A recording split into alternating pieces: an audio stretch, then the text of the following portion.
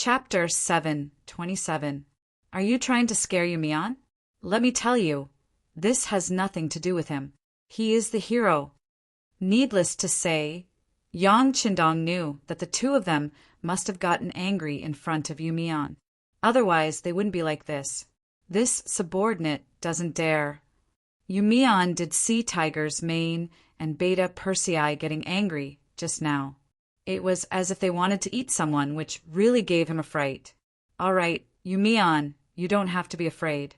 You have contributed to this matter. How about this? You go take a walk on the streets first and familiarize yourself with the situation in the beginning city. Then, write a city management report for me to read. We'll talk about the construction of the beginning city when the time comes. You can go now. With a smile on his face, Yang Qindong said to Yumian with a pleasant expression. Yumian naturally nodded and agreed. He excused himself and resigned. After there was no one else around, Yang Qindong's expression turned cold again. Tell me, what do the two of you think? Kill. Kill all these sinners. Yes, not only do we have to kill them all, but we also have to hold a public trial to clarify their crimes. We have to let all the officials in the Crimson City know what the consequences of doing wrong are. Tiger's Mane and Beta Persei expressed their opinions one after another. After listening to Yumian explain everything from the beginning to the end, they were really angry. They didn't expect that while they were fighting for their lives in front of them, the people behind them would be like this. They even felt that their efforts were not worth it. Yes, some people have to be killed. The public trial also has to be held, but the evidence still has to be found first. Crimson City can't be in chaos because of this. It has to develop normally and healthily. Yang Qindong also said, as if he had made a decision. Although Yangxia was developing rapidly now, in fact, everything was based on Crimson City. For example, the two provinces of Vietnam and Laos, the development of the beginning city, the expansion of the army, and the improvement of combat power all required a lot of money as a foundation. With money, it was naturally easier to do things. Without money, it was not an exaggeration to say that it was difficult to do anything. For the development of Crimson City, Yang Qindong put in a lot of effort. Not only did he share the fruits of his labor, but he also increased the salaries of the officials to ensure that they could work without any worries. But now it seemed the human heart could never be satisfied. He originally thought that everyone would be fine, but since there were still problems, he had no choice but to change his strategy. And this was the result of these people asking for it. It seems that I have to rectify my work style. Check it out and immediately send a message to Yang-san. Directly ask him what he does as the chief of security and whether he still wants to work. If he doesn't want to work anymore, arrange for him to go to Crimson City to farm. Don't say that I didn't take care of him. Give him 50 mu of land, which is enough for his family to retire now and in the future. Then send a message to Yang Wu. Scold him and ask him to cooperate with Yang San's next work. Send a message to the first madam. Ask her to lecture the fifth madam. Tell her that when I'm not around, she has to take care of the maids under her. Send a message to Xinyu. Scold him. As a person in his position, he has to do his job. If he can't do it, then he should just resign. Send a message to Luan Xiaoyu. With her as the leader, let them carry out a rectification operation, including the military. Yang Qindong issued a series of orders. Tiger's Mane and Beta Persei's expressions also became extremely solemn. They knew that this time the sixth young master was really angry. He was so angry that he wanted to reshuffle the cards in Crimson City. The orders were issued one by one. The two of them were afraid of forgetting something, so they had already taken out a pen and paper and began to write it down. Not long after, the two of them turned around and went straight to the telegraph room. It could be imagined that there would be a lot of work to be done. After arranging everything, Yang Qindong became relaxed. He walked towards the military supplies that were delivered. This time, there were a lot of commercial goods. He wanted to carry out commercial activities in the first city, so he also wanted to build a commercial street here. Reality told him that he couldn't put all his eggs in one basket. He still had to make multiple preparations. It would be best if the city below could be self-sufficient. In this way, even if there was a problem in one of the links, it would not affect the overall situation. In the following time, Yang Qindong found Yu Mian. The two of them began to walk through the streets and alleys to plan the future construction of the first city. At this time, several fast boats were heading towards Crimson City from the sea. In the cabin, Yang San, who had a fierce face, was among them. Ever since he received the telegram, he rushed to the nearby dock from the great Ming dynasty. Along the way, he had a gloomy face. The fast boat that belonged to the security bureau had already been arranged. After he boarded the boat, he went straight to Crimson City. The telegram was in Yang San's hands. He had already read it countless times. However, every time he read it, his heart would ache. Especially when he saw that he was given 50 mu of land to retire in. He felt a burst of shame. With his indestructible, brotherly relationship with Tiger's Mane and Beta Persei, he sent several telegrams back and finally figured out what had happened. He also finally knew why the sixth young master was so angry. Chun Shuquan, you've caused me a lot of trouble. Next, you'll never be able to make a comeback. Sitting in the cabin, Yang San said fiercely in his heart. The work of the Security Bureau had always been very effective. Because of this, he had received countless praises from the sixth young master. After a long time, he was a little numb. He even had the idea that the work of the Security Bureau was very easy to do. No matter who was arranged to take up the post, there shouldn't be any problems. Yang San was careless, or rather, he was blinded by victory. He really didn't think about it. The Security Bureau's achievements today were naturally inseparable from their efforts. However, the more important reason was that Yang Qindong had invested a lot of money in this. The money that the Security Bureau spent in a year alone was more than the annual national taxes of Ming or Southern Ming. This was still referring to the current situation. The territory wasn't that big, and there weren't many areas that needed to be controlled. As it continued to develop, this money would only be spent more and more. It was precisely with this money as a guarantee that the Security Bureau could get more information and information. It was hateful that Yang San hadn't paid attention to this before.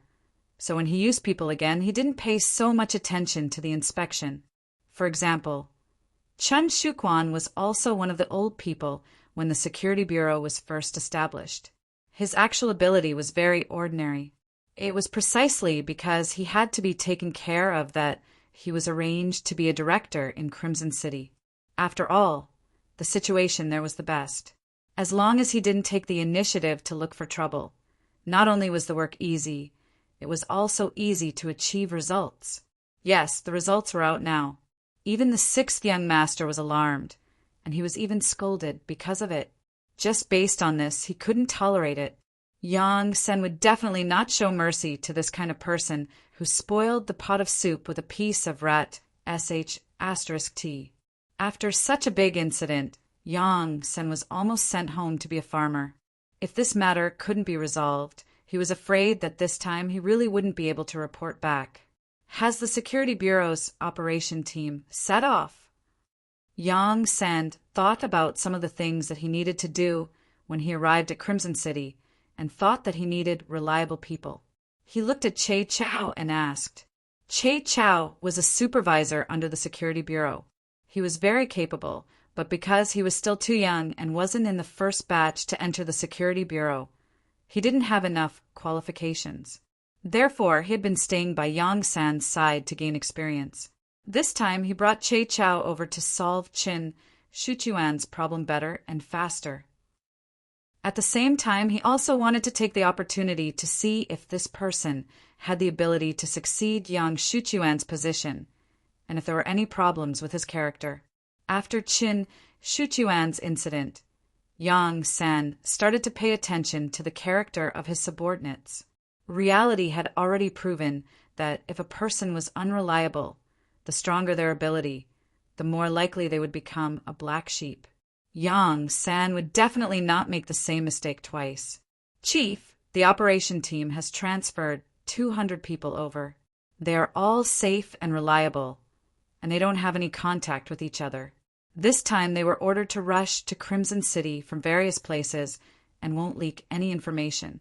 It's just that when they enter Crimson City's pier, it might be a little troublesome. The person who spoke was Che Chow. He had delicate features and looked very young. Don't worry, when the time comes, you will stay at the pier and be in charge of receiving them. I will give you my token. Yang Sen said without the slightest emotion in his eyes. This was also the appearance he often maintained in front of his subordinates. Perhaps only in this way, people couldn't see his true thoughts. With Yang San's token, entering the strictly guarded Crimson City's pier would naturally be incomparably smooth. Che Chow quickly agreed and then shut his mouth. Until now, he still didn't know why he suddenly returned to Crimson City, but his intuition told him that there must be some secret mission, because if there was a shortage of manpower, there was a security bureau branch in Crimson City, and there were quite a number of people there. However, not informing them seemed to indicate a lot of problems. After Yang Sen asked these questions, he fell back into a state of meditation. He was already planning his every move after entering Crimson City. This time, he didn't want to rely on others. He wanted to personally investigate Qin Shuchuan's problem. If everything was like what the sixth young master said in the telegram, he would solve it according to the family law and cut off this malignant tumor of the Security Bureau with his own hands. Crimson City. It was still incomparably bustling. Even when the sky was dark, the main streets were already brightly lit. In the great Ming dynasty, kerosene lamps were still used, and the palace ministers only used candles. Just this point alone was many times better than before. As the citizens of Crimson City, they were also the first to enjoy the benefits of modern electrical industry. Meanwhile, in a courtyard that was known as the Street of Light, some people were doing shady things. Chapter 728. In a secret room, there were only 2 people sitting inside. There was tea and some snacks on the table. Brother Chin, this time Yumian, went over there. Who knows what he might say? I have to say that you're still too careful. If you did as I said, you should just kill him. Wouldn't that solve the problem once and for all? A slender, handsome man with extremely thin lips took the lead to speak up. This person was Yang Taiju. With a father like Yang Shan and a good appearance, he was blessed by the heavens. It could be said that the heavens treated him well. As long as he behaved himself, he was destined to have a good life. Unfortunately, his ambition was too big, so big that it was beyond his ability. It was only a matter of time before he was destroyed. Sitting opposite Yang Taiju was an ordinary-looking man. Even if such a person walked on the street, he wouldn't attract anyone's attention because he looked too ordinary. His height was ordinary, his facial features were ordinary, and there was nothing special about him. Such a person was suitable for an organization like the Security Bureau. No matter what, he didn't stand out. He was Chan Shuquan, the director of the Security Bureau in Crimson City. No, Qin Shuquan spoke. Yumian absolutely can't be killed. Not to mention that his father is Yu Qian. If something happens to him, it's impossible that no one will come to investigate. When the higher-ups call for this person, if we do this, wouldn't that be exposing ourselves? Yang Taiju also knew that killing Yumian at this time was a little too far-fetched, but for some reason, he had a faint worry in his heart. Ordinary people didn't dare to casually talk about him, but this person had a father who was more powerful than him. Once he saw that person, he really couldn't predict what he would say. Sigh, it's too late to say anything now. I hope he'll be honest and not talk nonsense. Although Yang Taiju was saying words of comfort, his face was still nervous. Qin Shuchuan's ordinary face chuckled and said, Brother Yang, you don't have to be too worried. Yumian isn't that stupid. Saying anything about us won't do him any good. Besides, He has no evidence of our crimes in his hands. Besides, although he has gone to the north, it is still unknown whether he will be able to see that person, or whether he will have the opportunity to meet him alone. Even if he dares to say anything, our security bureau will be the first to receive the news. At least until now, I haven't received any orders. You don't have to worry. Yes, with Brother Chin here, I am naturally not worried. Yang Taiju chuckled. Then, as if he had thought of something, he asked, "By the way, Brother Chin, do you think the Security Bureau will secretly arrange for other people to come to Crimson City?" "I don't think so," Chin Shuquan said confidently. "The director has a good relationship with me. He won't suspect me easily. If he really has any thoughts, he should ask me first. Even if he sends someone to investigate, he should inform me. Even if you don't inform me, my men are watching the docks day and night. It will be as difficult as ascending to the heavens for anyone who wants to get to the docks without being noticed." Chen Shuquan was indeed very confident. He was equally confident in his relationship with Yang San. Logically speaking, he was right. If it was just an ordinary person who complained, Yang San would really inform him beforehand. After all, suspecting a subordinate for no reason would only make the other brothers bitterly disappointed. But he forgot one thing. It depended on who was the one who complained. What if it was Yang Qindong who gave the order? Then it wouldn't be a complaint, but 100% execution of the order. If Yang Qindong gave the order, Yang San would definitely attract great attention. Not only that, but he would also have to do a good job. Even if there was no problem, he must provide evidence. Under such circumstances, how could Yang San inform Chen Shuquan about it? At this moment, it could only be said that Chen Shuquan was too confident, so confident that he was a little arrogant. It was a pity that no matter if it was Chen Shuquan or Yang Taiju, they didn't think too much about it. They only thought that even though Yang Qindong was formidable, to the extent of having an incomparable status in the entire Yang faction, in all of Crimson City, a person was a person, he wasn't a god, how could he possibly care about everything? Furthermore, they didn't do anything to betray Yang Xie. They were just using their power and status to earn more money. Was there anything wrong with that? Which dynasty, which family didn't use this opportunity to develop? What they did wasn't a big deal, so it wouldn't attract Yang Qindong's attention. Yumian's matter seemed to have come to an end here. Following that, the two of them talked about the Luan family. The Luan family was a special existence in the entire Crimson City. The Yang family only had a total of 4 people.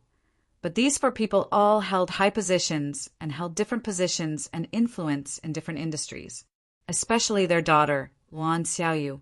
When she reached the age, she would become the 6th madam. How could such a family not be illustrious? In Crimson City, anyone with ambition would have the idea of getting close to the other party, because once they obtained the friendship of the other party, no matter what they did in the future, it would be twice the result with half the effort. Yang Taiju had been thinking about this recently. Considering the current situation of the Luan family, he was powerless against Luan Qi and Luan Qi's mother, Zhou Hua. These two had power and status and were busy with work every day. Outsiders simply didn't have the time to come into contact with them.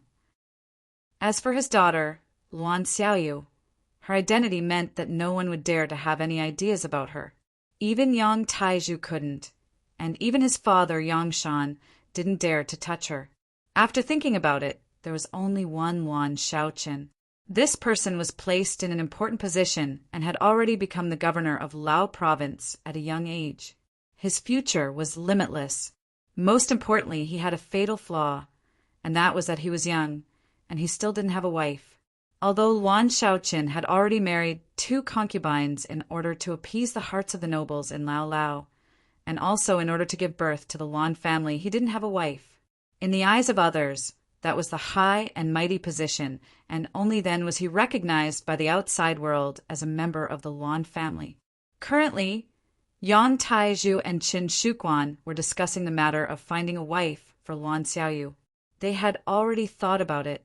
As long as this wife was one of their own, then if anything critical happened in the future, this person would play an absolutely crucial role. This was equivalent to not only establishing a relationship with the fifth madam, but also joining forces with the sixth madam's family. At that time, as long as the two-pillow winds blew and the one above loosened her mouth, even if there was a huge matter, it could be suppressed. We have to hurry up with the matter of finding someone. He's not young anymore, and finding a wife is only a matter of time. If it wasn't for that statement that the wife of a high-ranking official must be a Han, I'm afraid that there would already be arrangements, and we wouldn't have a chance. Yang Taizhu thought about this matter and reminded Che Chao, who was sitting opposite him. Brother Yang, don't worry, I have already arranged for the security bureau to search the city. It's just that your requirements are a bit too high. You need to be young and beautiful, and you also need to have a clean background. The most important thing is that you listen to us. This kind of search is somewhat contradictory, so it dragged on for a few days. While Che Chao was complaining, Yang Tieju's eyes were already wide open. The person must be beautiful. Otherwise, Luan Xiaoqin might not be able to take a fancy to her. Her background must also be clean. Do you think that when the Luan family is looking for a wife, they won't let people investigate? As for listening to us, this is even more important. We won't be kind enough to make a wedding dress for others. The person we find must be helpful to us. Yang Taizhu didn't relent, and Chen Shuquan could only sigh and nod. Okay, I'll continue to arrange for people to search. By the way, the latest batch of goods should be out of the cabin. When will you give me a definite letter? I'll start to arrange it. Well, it'll be soon. It'll be in 3 days at the new dock. I've already arranged everything that needs to be arranged. When the time comes, all you need to do is to send people from the security bureau to temporarily seal off the dock for 4 hours. Then, everything will be ready. Chen Shuquan nodded when he heard this. That's easy. It's not the first time we've done such a thing. Ha ha ha. The two looked at each other at this moment and smiled. The so-called status and power were all transient. Only the gold and silver in their hands were real. As long as they had money, where couldn't they be happy and carefree? The two were still secretly plotting here, and from time to time, their laughter could be heard, which was a kind of imagination for the future. But what they didn't know was that while they were talking, the director of the security bureau, Yang San, had already arrived at the new dock on a fast boat without anyone noticing. He was stopped by the security bureau of the Crimson City, who were guarding here day and night.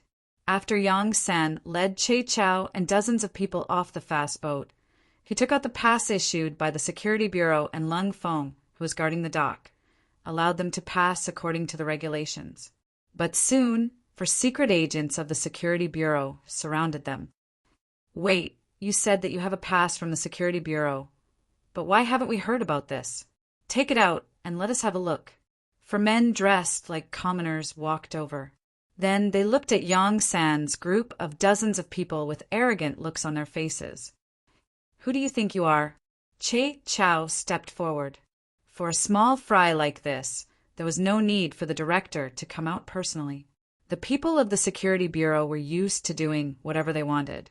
Suddenly, they saw someone who was more arrogant than them. The four of them looked at each other, then laughed. Yo, I didn't know that you're so brave. Do you know who we are? Let me tell you, have you heard of the security bureau? You actually want to enter the city under our banner. Then you have to go through us first. Chapter 729. The leader had a smug look on his face. In fact, he was also one of Director Yang Shuchuan's most valued subordinates, Dong Hui. Usually, he was in charge of the entry and exit of the docks.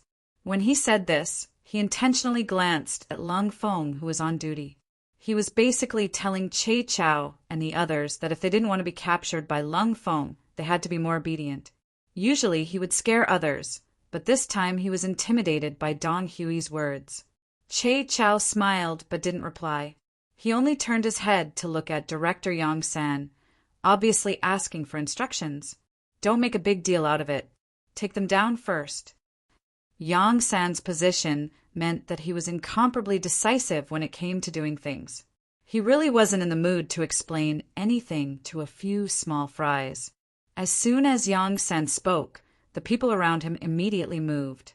They moved like lightning and restrained 3 of them. Only Dong Hui's skills were not bad. He actually dodged them. After jumping 3 meters away, he suddenly shouted at Lung Feng, who was on duty, "Come quickly, there's a spy here." As soon as he shouted, the Lung Feng over there moved. As elites, they had long been paying attention to what was happening here. The appearance of Yang San's group was already very eye-catching.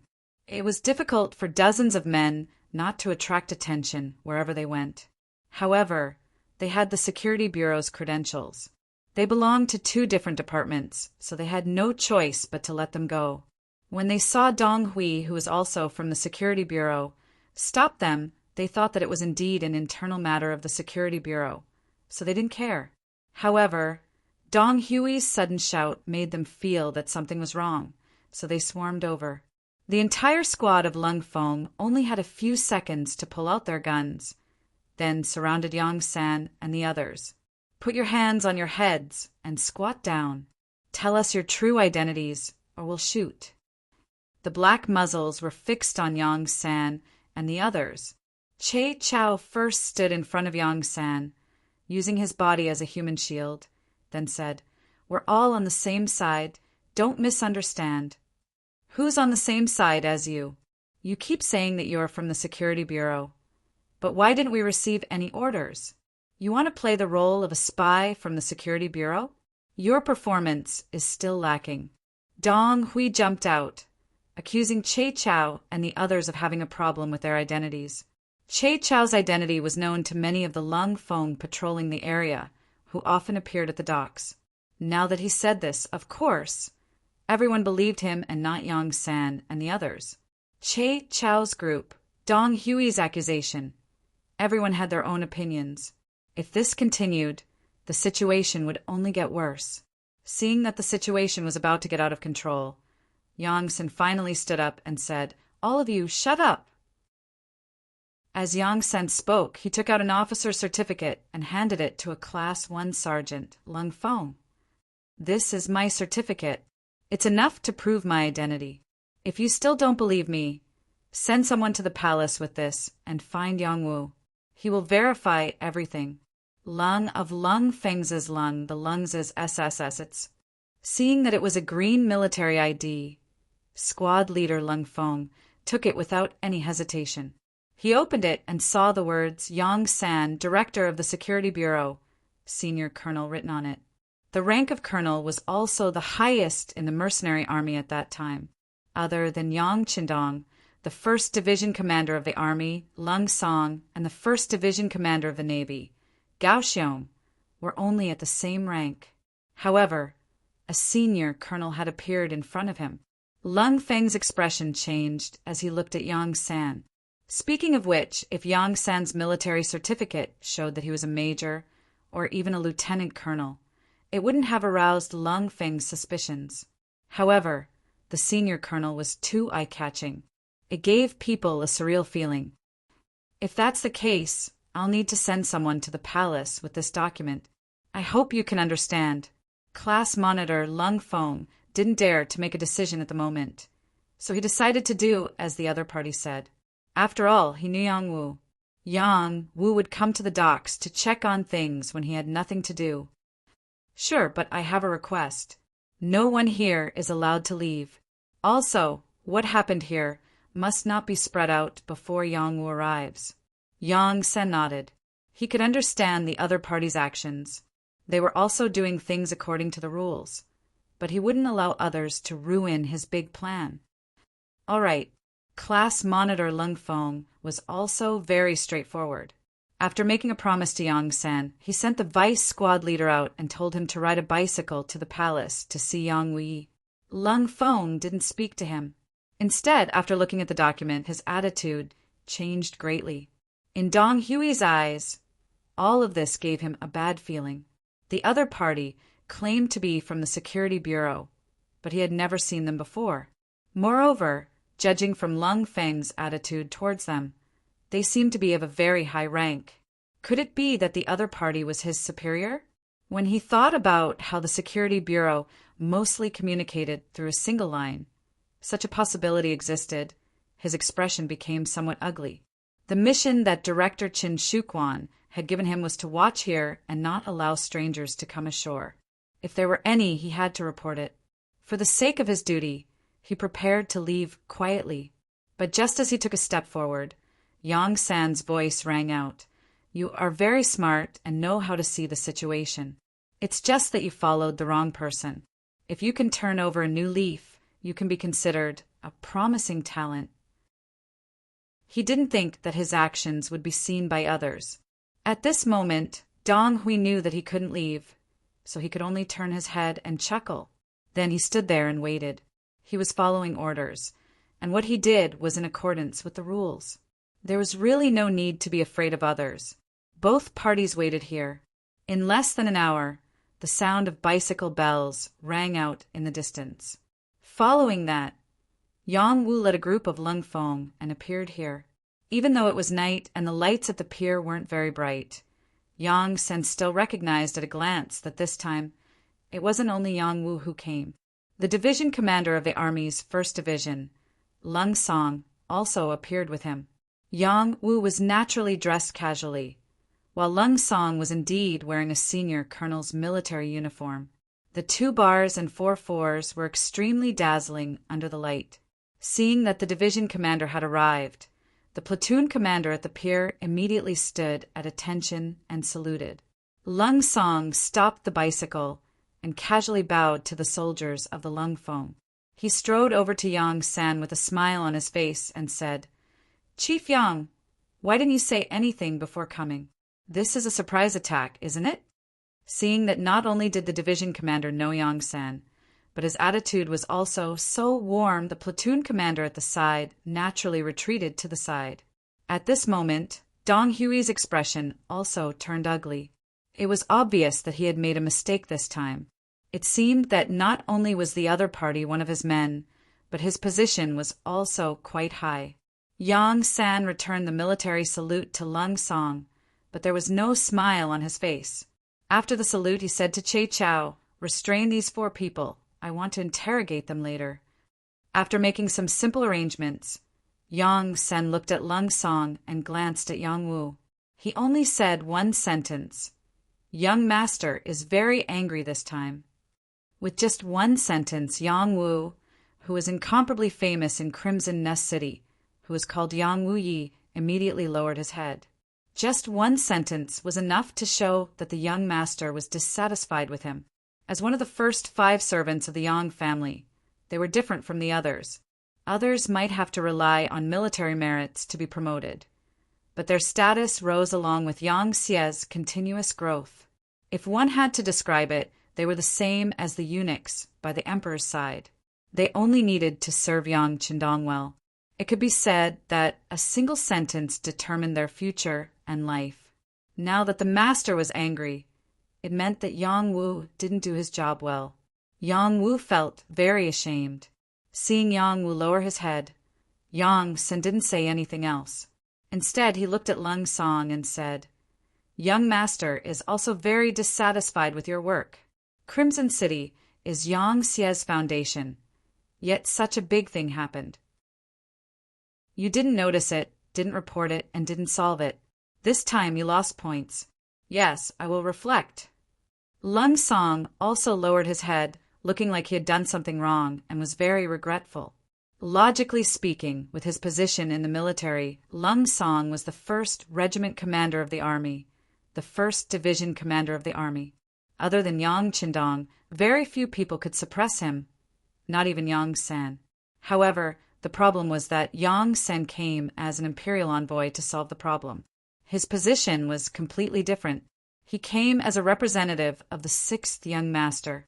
What he said was also instructed by the 6th young master. Other than admitting his mistake, he could only cooperate. There is no use in reflecting.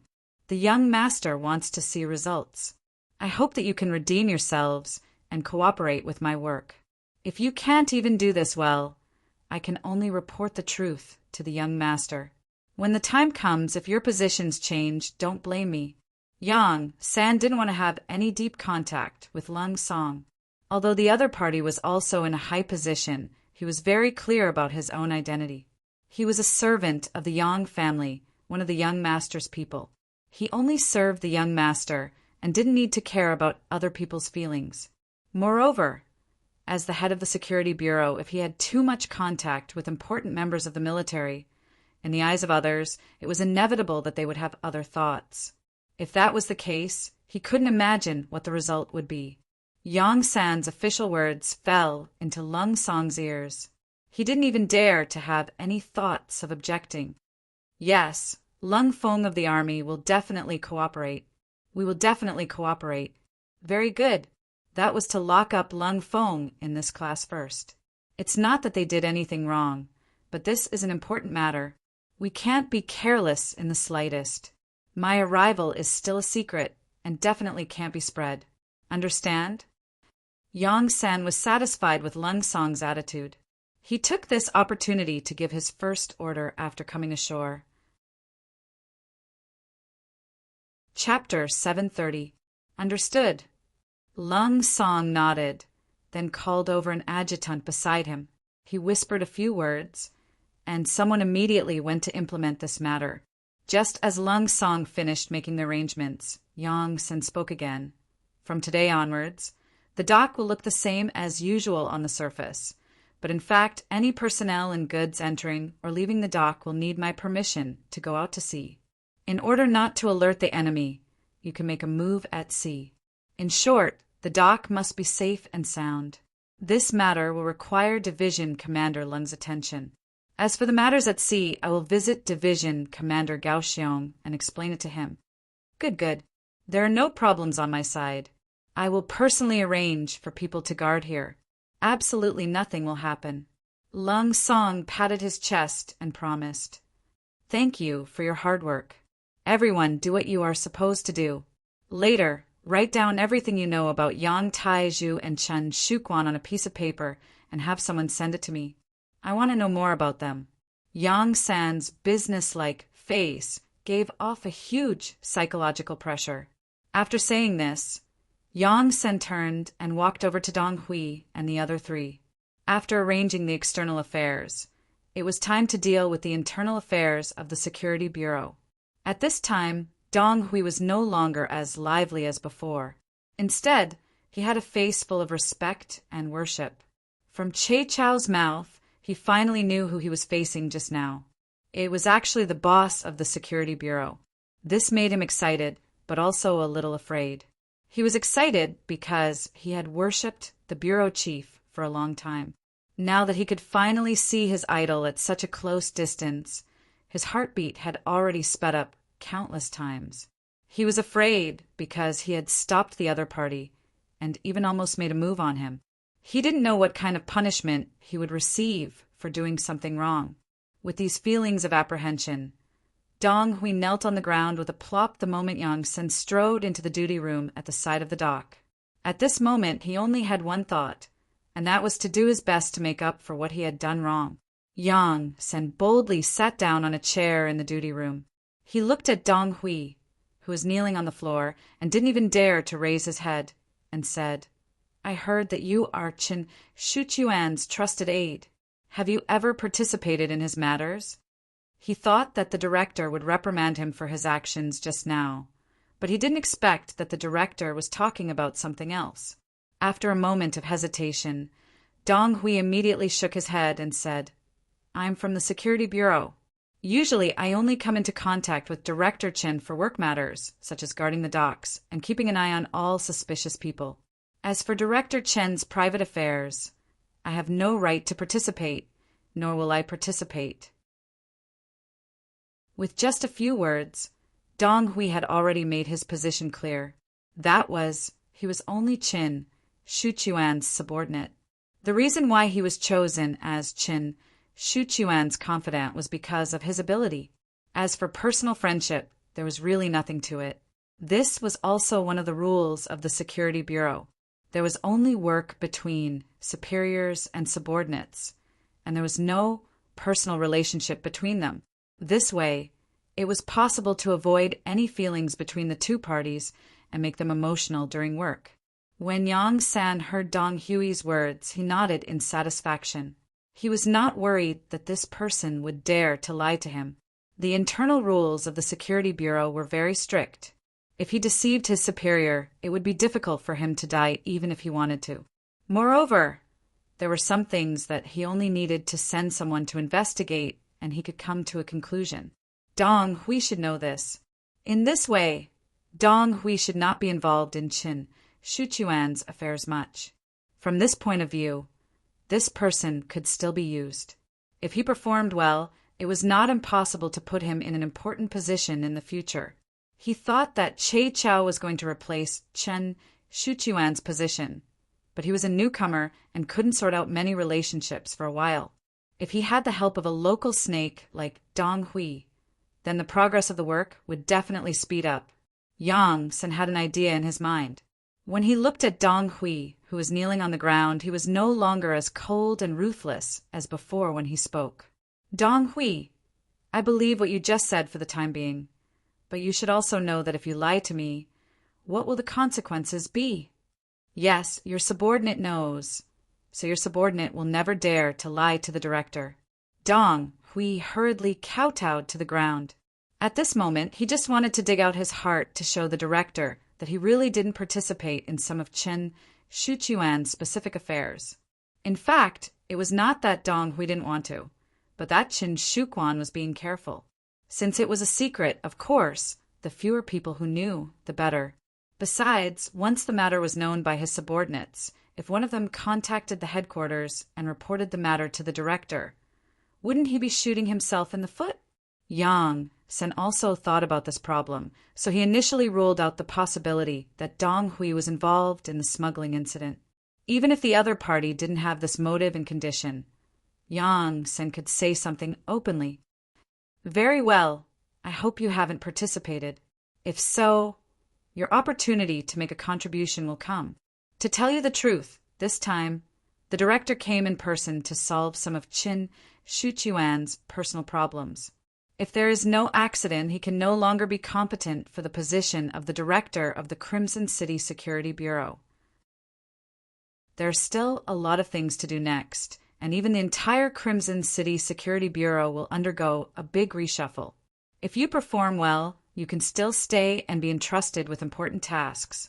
As for where to go, you can make your own choice. What choice was there? One was heaven, the other was hell. Dong Hui didn't even want to think about it more. He immediately said, Director, please rest assured. I will perform well and actively cooperate. Raise your head. Since he was going to continue to use Dong Hui, and in order not to alert the enemy and arouse Chen Shuchuan's suspicion, Yang San decided to add more weight to Dong Hui and give him a good reminder. Hearing this, Dong Hui raised his head and saw Yang San glaring at him. Remember, if you dare to have any selfish motives or ruin things, I promise you that you will suffer a fate worse than death. Your family and relatives will suffer the same fate, understand? Understood, understood. Dong Hui was really frightened by this gaze, but after raising his head, he immediately lowered it again, trembling all over. After convincing Dong Hui, or putting enough pressure on him, Yang San walked out of the dock's duty room. He looked at Che Chao, who was guarding the door, and said, There shouldn't be any problems with this person, but you still need to send someone to check on him. If you're sure there's no problem, use him well. He should be one of your capable assistants in the future. Yes, Director, subordinate understands. Che Chao's expression didn't change, and then began to call people to investigate Dong Hui's situation. At the same time, he also wanted to interrogate the other 3 Security Bureau agents to get first-hand information. Yang San came to Crimson City. Although he was still discovered, he managed to salvage the situation in time. Furthermore, when he found Yang Wu, Lung Song happened to be there as well. With the help of the number 1 person in the army, the matter of him arriving at the dock was suppressed. No one reported, and even the people guarding the dock were pressured by Yang San's power and chose to follow. As the director of Crimson City's Security Bureau, Chen Shuquan didn't know anything. He still did what he was supposed to do, preparing for another smuggling operation in 3 days. Yang Taizhu went to the palace more frequently these 2 days. Of course, with his status, he could not enter the inner palace. He could only meet his wife, Lin Lin, who he spent a lot of effort to catch up with in the outer palace. He took the opportunity to get information from her, wanting to see if the palace was any different than usual. Since it was Yang Qindong's personal order, all the actions were naturally concealed. Not to mention that Lin Lin was only a servant girl that the fifth madam fancied. Even the fifth madam herself didn't know that Yang Sen came to Crimson City to investigate. After hugging Lin Lin tenderly for a while, Yang Taizhu left the palace with a satisfied face. He didn't find anything wrong, so he decided to do everything according to plan. He thought that after this matter was done, he would have a large sum of money. In the long run, his Yang family would be rich enough to rival a country. At that time, even if there was a possibility of the matter being exposed, he would just leave Crimson City. After he had enough money, even if he formed a team, building a country wouldn't be a problem. Yang Taizhu was sometimes a little arrogant. Since Yang Qindong could do it from scratch, why couldn't he do it with so much money? Nobles, generals, and ministers, it was better to have guts. Doing too much injustice leads to one's own destruction. This sentence was said by the ancients, and the truth also proved the authenticity and reliability of the sentence. 3 days later, when the time came to 9:30 p.m., when the docks began to return to silence, Director Chen Shuquan appeared on time. Just like the previous times when he smuggled goods, he still used the name of the Security Bureau, saying that he wanted to secretly transport a batch of goods out to sea. With this name, when he brought 60 to 70 carriages of goods all the way to the new docks, no one dared to check. The green light all the way let the goods be sent to the long-prepared cargo ship. While the goods were being loaded, Director Chen Shuquan took out a box of Aries brand cigarettes from his pocket. He took out a stick and put it in his mouth, then took out another stick and handed it to the head of the Security Bureau, Dong Hui. It had to be said that cigarettes could not only reduce stress and loneliness, but also play a strong role in communication. The cigarette was lit, and the relationship between Chen Shuquan and Dong Hui seemed to be a lot closer at this moment. Dong Hui, did anything happen at the docks during this time? When he said this, Chen Shuquan's eyes narrowed slightly, as if he could see through Dong Hui's heart. Chapter 731. Nothing happened. Everything is normal, Yu Zichen said. Dong Hui said with a smile, but his heart was beating like a drum. After all, Chen Shuquan was his superior, and he really had no confidence in lying in front of his superior. Fortunately, he was very smart and did not dwell on this matter. Instead, he took the initiative to change the topic and asked, "Director, are these things to be given to the Security Bureau personnel outside the island? There are a lot of these things." And Chen Shuquan, who was still smiling, immediately changed his expression and said seriously, "Have you forgotten the confidentiality rules? Don't ask what you shouldn't ask. Don't say what you shouldn't say. How can you know these things with your status? All right, you must be tired these days. Go home and have a good rest. There's no need for you here." The sudden coldness caused Dong Hui to pretend to be scared. He nodded his head repeatedly and then left. Looking at his back, Chen Shuquan's heart was already filled with killing intent. His subordinate was curious about this batch of goods. This was not a good sign, and it was best to kill the other party once and for all. Dong Hui did not know that Chen Shuquan had the intention to kill him. In fact, even if he knew, he would not be afraid. Right now, his backer was the bureau chief. As for now, since he was kicked out, of course, he had to inform the higher-ups of the news as soon as possible. This was a good opportunity to perform meritorious deeds. In order not to attract Chen Shuquan's attention, Che Chao did not place one of his own people at the dock. He only did 2 things. The first was to control the sea area outside the new dock in Crimson City, and the second was to wait for Dong Hui's news. One in and one out, both points were controlled. Che Chao firmly believed that unless Yang Taizhu and Qin Shuquan did not do anything, they would not be able to escape the big net he set up. But what he did not expect was that the other party would take the bait so quickly. When Dong Hui found Che Chao with sweat all over his forehead and said that their director Qin Shuquan sent dozens of carts of goods to the dock in the name of the Security Bureau, Che Chao also stood up from his chair excitedly. He often followed Bureau Chief Yang San, so he naturally knew that the Security Bureau did not inform him about the goods. In other words, tonight's action was completely decided by Qin Shuquan. Since that was the case, there was no doubt that the goods were smuggled. Very good, Dong Hui. You've made a great contribution this time. How about this? I'll give you 50 elite brothers. You take them to capture the backbone of the city's Security Bureau. As long as they don't resist, don't kill them. If they resist, you can be heavy-handed. In short, do not allow any important personnel to escape or leave our sight. Do you understand? Dong Hui had already used his actions to prove his position. At this moment, Che Chao could be considered to have completely trusted him. Yes, please rest assured, Director Che.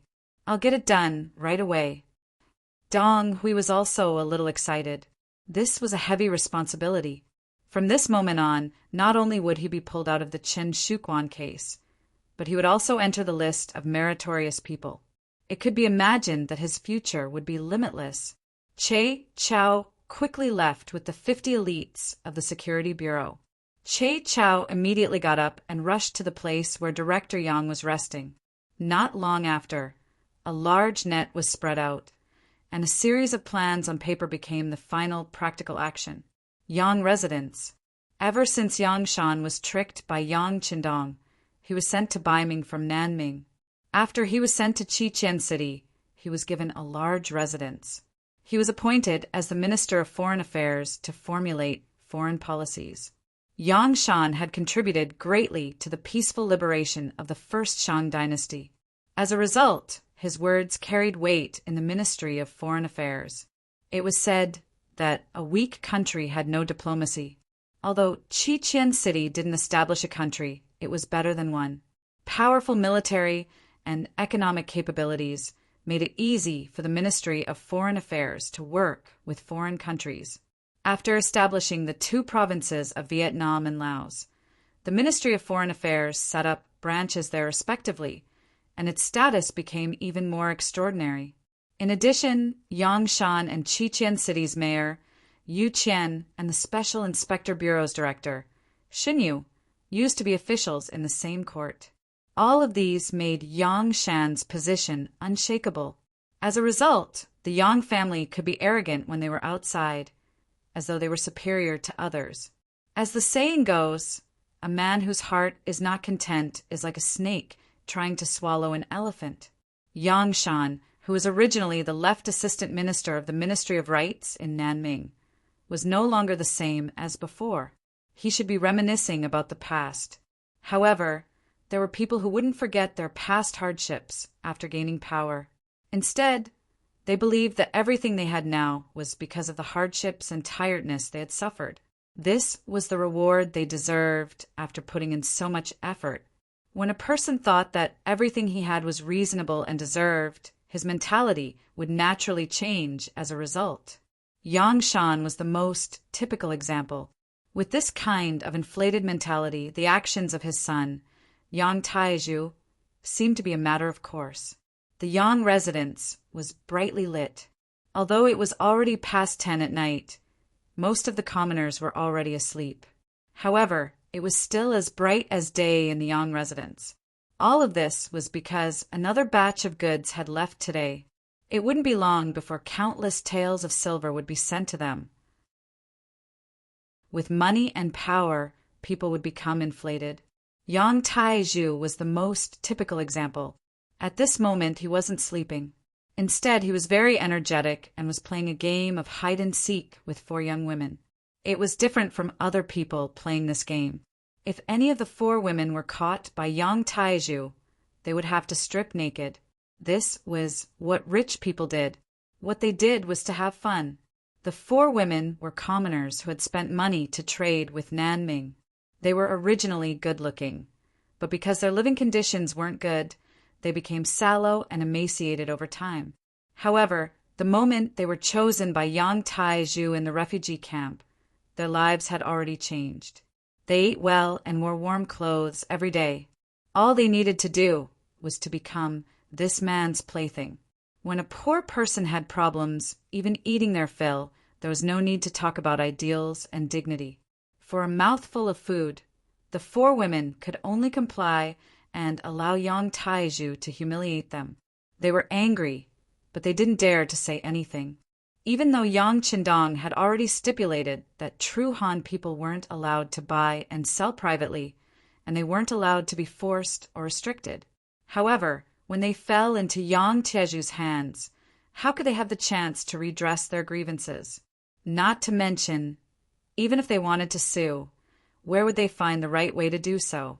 In the face of the powerful Yang residents, an existence that could cover the sky with one hand, anyone could only accept their fate. Yang Taizhu was in a good mood. He was in the mood to play tonight. He was prepared to capture all 4 women and sleep with them. Thus, even though it was already late at night, he still didn't have the intention to rest. From time to time, the women's screams and Yang Tieju's satisfied laughter could be heard in the residence. This wasn't the first time such a scene had appeared. The servants in the residence were almost used to it. In any case, as long as the young master was happy, he could do whatever he wanted as the master. How could they dare to interfere? Who could interfere? Dong, dong, dong, dong. Suddenly, a loud knocking sound broke this laughter. In the middle of the night in the Yang manor, it was very sudden and unexpected. Who is it? It's already the middle of the night. Why are you knocking on the door? The gatekeeper sleepily got up and walked to the main entrance. He opened a small door, wanting to see who was so blind to disturb the Yang residents in the middle of the night. The moment the small door was opened, countless tall figures suddenly appeared in front of him. Then, without waiting for the gatekeeper to do anything, or even open his mouth to cry out in alarm, those tall figures rushed in through the small door like fish in the sea. Chapter 732. Yang Taizhu, whose eyes were still covered by a black cloth, instinctively wanted to fly into a rage when he heard that someone had broken into his backyard. This was his private property, and usually no one was allowed to enter without orders. Otherwise, there would only be one result: death. Just as he was about to flare up, he suddenly froze when he heard that Lung Feng had barged into his residence. Then, with a wave of his right hand, he tore off the black cloth that was covering his eyes and asked with a ferocious look on his face, "What happened?" Before the servant could answer, more footsteps came from outside the door. Then, a cold front officer wearing a military uniform with the insignia of a colonel on his shoulder appeared in the backyard. Behind him was a dense group of cold front soldiers with calm expressions and sharp eyes. Yang Taizhu, who was about to angrily scold the intruder for intruding into his private residence, saw the intruder's face clearly. His original anger instantly disappeared and was replaced by a smile. "Haha, so it's Regiment Commander Ting. Please forgive me for not welcoming you when you've come to visit." The intruder was Tung Shan, the first regiment commander of the Cold Front Army. Due to his seniority and fearlessness in battle, he was deeply trusted by Yang Qindong. Even in the entire Qiqian city, there were not many people who could make him lower his head. Normally, even his father, Yang Shan, who was the Minister of Foreign Affairs at the time, would show him some respect. Seeing that it was this person who appeared in his residence, although Yang Taizhu was furious, he still didn't lose his temper. Ting Shan didn't immediately answer Yang Tieju's question. He only glanced behind Yang Taizhu. When he saw that 2 of the 4 women were only wearing a thin layer of green gauze while the other 2 were already clean, he frowned slightly. "The 4 of you should immediately find clothes and put them on. It's really immoral to be like this." The four ladies were already frightened by the cold blade warriors who rushed in. When they heard Tung Shan's words, it was as if they had heard the sound of nature. They hurriedly retreated to look for clothes. But before that, they still looked at Yang Taizhu with pleading eyes. This person was their master. If he didn't say anything, they wouldn't dare to act rashly. Even though their current clothes were very embarrassing and they had already abandoned their dignity, they still stood there foolishly after a long time of getting used to it. "All right, go and put on your clothes." Yang Taizhu forced a smile and said to the four women. Only then did the four beautiful figures quickly disappear. When Yang Taizhu was left standing there alone, he said to Ting Shan in a fawning tone, "Regiment Commander Ting, I don't know what made you so angry. If there's anything I can do for you, I will definitely do my best.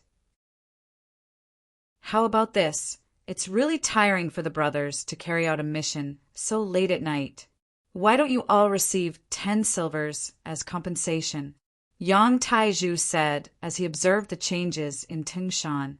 He was not too flustered in his heart. Firstly, his background was deep enough. His father was in the residence, and he was the Minister of Foreign Affairs. His wife, Lin Lin, was also in the palace, serving the 5th Madam. She was his biggest trump card. If something happened to him, she would definitely not sit back and do nothing. Secondly, he was confident that no one could blackmail him. This was also why he was very confident in Qin Shuquan, the director of the Security Bureau. All along, the Security Bureau had been a unified system. Even the military had no right to question or investigate what they did in Crimson City. Of course, it was not that he did not think that something might have happened to Qin Shuquan, but he quickly denied it in his heart. Qin Shuquan was the director of the Security Bureau in Crimson City. He was the #1 existence. Who could investigate him? Who had the authority to investigate him? No matter what, even if something really happened to Qin Shuquan and he was investigated, what did that have to do with him? He was a good citizen. Although he had been working with Qin Shuquan, he did not leave any evidence. Even if something happened to the other party, there was no evidence to blame him. Not to mention, as long as something didn't happen immediately, with his father and Madam's relationship after some interaction, he would definitely be able to turn big things into small ones. Yang Taizhu was very confident. When he looked at Ting Shan, he was no longer as afraid as before. He even openly mentioned the matter of bribery. From this, it could be seen how bold he was. Hearing that Yang Taizhu wanted to give the Lung Feng soldiers money for their hard work, Ting Shan chuckled. 10 silvers for a soldier. Young Master Yang is really generous. These words were said with a smile, so Yang Taizhu was unable to see the other party's true intentions. He could only smile apologetically and continue. It's nothing. The Lung Feng soldiers have sacrificed so much for the entire city and island. It's only right for me to contribute a little. It's only right. Then I ask young Master Yang to cooperate with us again and make a trip with us. Ting Shan still had a smile on his face as he spoke. At the same time, he was disgusted by Yang Tieju's hypocrisy. Since he was able to enter the Yang residence in the middle of the night, he naturally received orders and knew the cause and effect of the matter. Although he did not know the details, his intuition told him that Yang Taizhu was finished this time. Even the Yang family would not be any better. Since that was the case, why should he be polite to a person who was destined to be finished? Seeing that Ting Shan suddenly turned hostile and wanted to take him away, Yang Tieju's face completely changed. "Ah, what are you doing? Commander Teng, are you mistaken? I'm one of your own people. I'm also an officer in the Ministry of Foreign Affairs. What authority do you have to take me away? Do you know the Ministry of Foreign Affairs?" Relying on his father's relationship, Yang Taizhu had indeed obtained a position in the Ministry of Foreign Affairs. He was not in charge of anything. To put it bluntly, he was just in charge of an official position. Now, this amulet had finally come into play. Seeing that Yang Taizhu did not cooperate and even used the name of the Ministry of Foreign Affairs, Tingshan did not show the slightest bit of surprise. Instead, he smiled and said, "Young Master Yang, please cooperate with us. As for your identity as an officer in the Ministry of Foreign Affairs, we will give you a satisfactory answer very soon. Come, take him away." Tingshan didn't want to waste any more time. After giving the order, 2 cold vanguard warriors with big waists walked out from behind him and rushed to Yang Tieju's front. They lowered their heads and gave Yang Taiju a firm press. Yang Taiju, whose body was restrained and head was pressed down, did not give up resisting. He still shouted with all his might, "Let me go, let me go, I'm an officer in the Ministry of Foreign Affairs. You can't do this to me, you can't." His shouts went from his courtyard to the main entrance of the Yang residence. Just as Tingshan and the rest appeared here, a thunderous voice rang in their ears. "What are you doing?" Hearing this voice, Yang Taiju, who was pressed down, seemed to have found his backbone. He raised his head abruptly and saw that the person who spoke was his father, Yang Shan. He immediately shouted, "Father, save me! Father, save me!" "My son, don't worry. With your father here, no one can take you away from the residence. I have already arranged for someone to inform your wife. I believe she will not allow anyone to do this." Yang Shan's mountain-like voice rang out once again. At this moment, he displayed sufficient calmness. Although Yang Shan did not participate in some of Yang Tieju's matters, it was impossible to say that he did not know anything. His son had done a lot of things under his name. He had more or less heard about it, but he did not interfere. Firstly, it was because he loved his son dearly. Secondly, his son would give him a lot of gold and silver every time. He used this to unite many officials and colleagues, which allowed him to do his work more easily. Not only did Yang Shan not feel ashamed of his son's actions, he even thought that this was a manifestation of his ability. After all, when he was an official in the Great Ming, who knew how many officials would take advantage of the situation to do things that crossed the line. When everyone did this, there was no need to criticize others. Therefore, he also thought that it was normal for the same thing to happen in Qiqian City. Not to mention, his son was very scheming. Before doing anything, he first married the servant girl that the 5th madam had an important position in. This was equivalent to finding a strong ally and backer. His son was so careful in doing things, so he would only be more at ease. However, tonight, Lung Feng suddenly entered the residence and indeed caught him off guard. However, he was not very frightened. Other than sending someone to inform Lin Lin, this daughter-in-law with a strong background, he only needed to stall for time. For him, as the Minister of Foreign Affairs, this was not a big deal. After saying this confidently, Yang Shan looked at Teng Shan and said sternly, "Regiment Commander Teng, my son is an official in the Ministry of Foreign Affairs. He's a cadre. He's an official who has been appointed by the Ministry of Foreign Affairs. What happened to him should be investigated by the Ministry of Foreign Affairs, so it is better not to trouble you." The Ministry of Foreign Affairs was clearly Yang Shan treated Yang Tieju's matter as an internal matter of the Ministry of Foreign Affairs, so it should be handled and solved by them. Yang Shan was confident, but he thought about it carefully.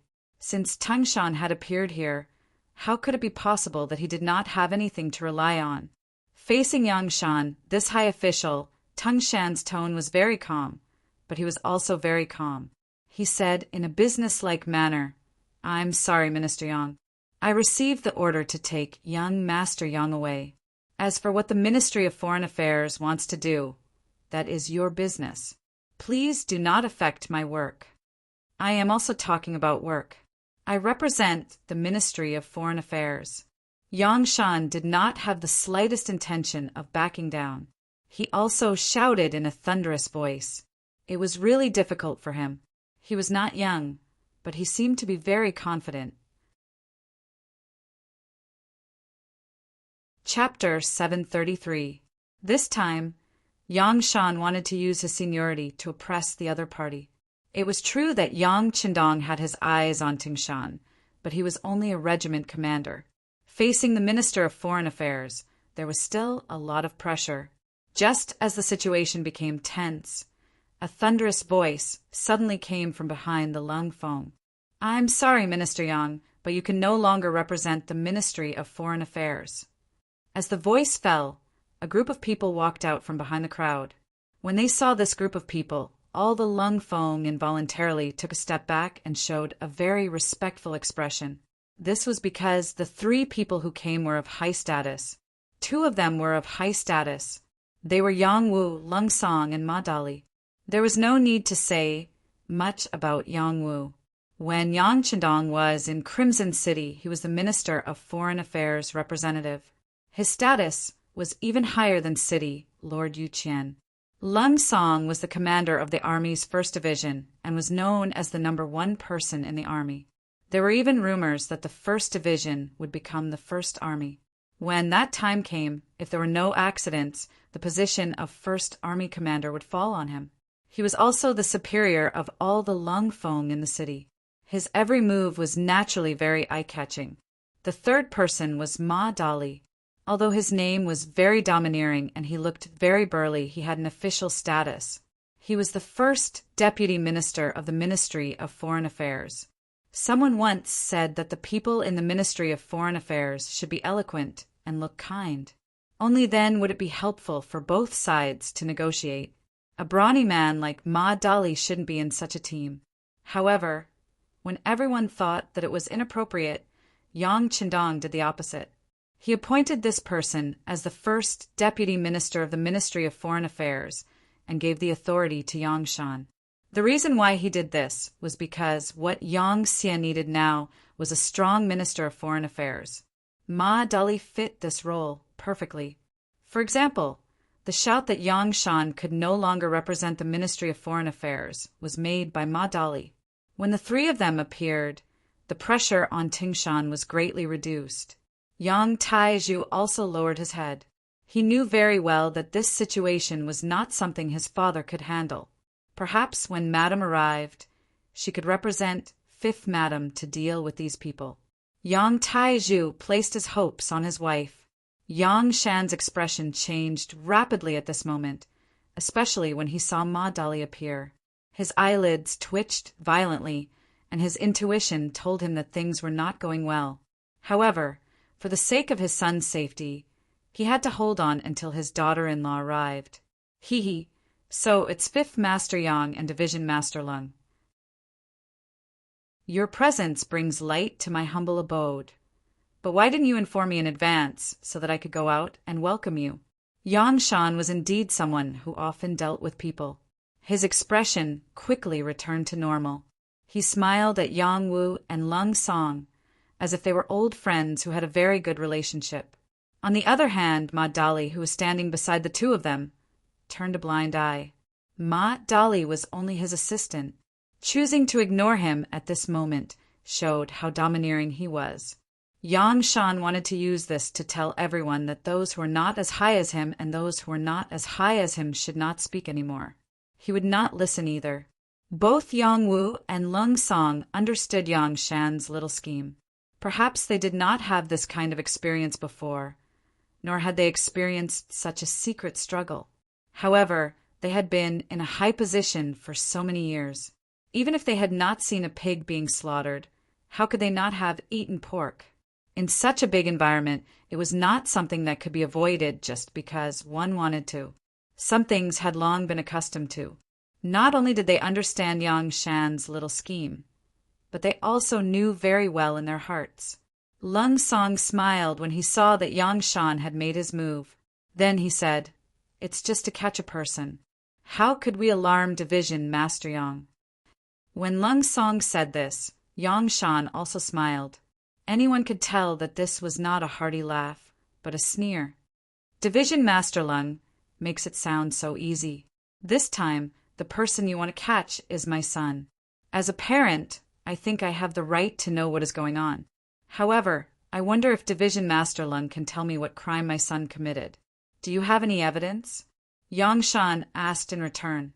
His voice did not contain any emotional fluctuations, but anyone could tell that he was on the verge of exploding. It seemed that if a reasonable answer was not given, he would stop them from taking the person away. Who was Yang Shan? During the reign of Ren Xuanji, he became an official of the great Ming dynasty.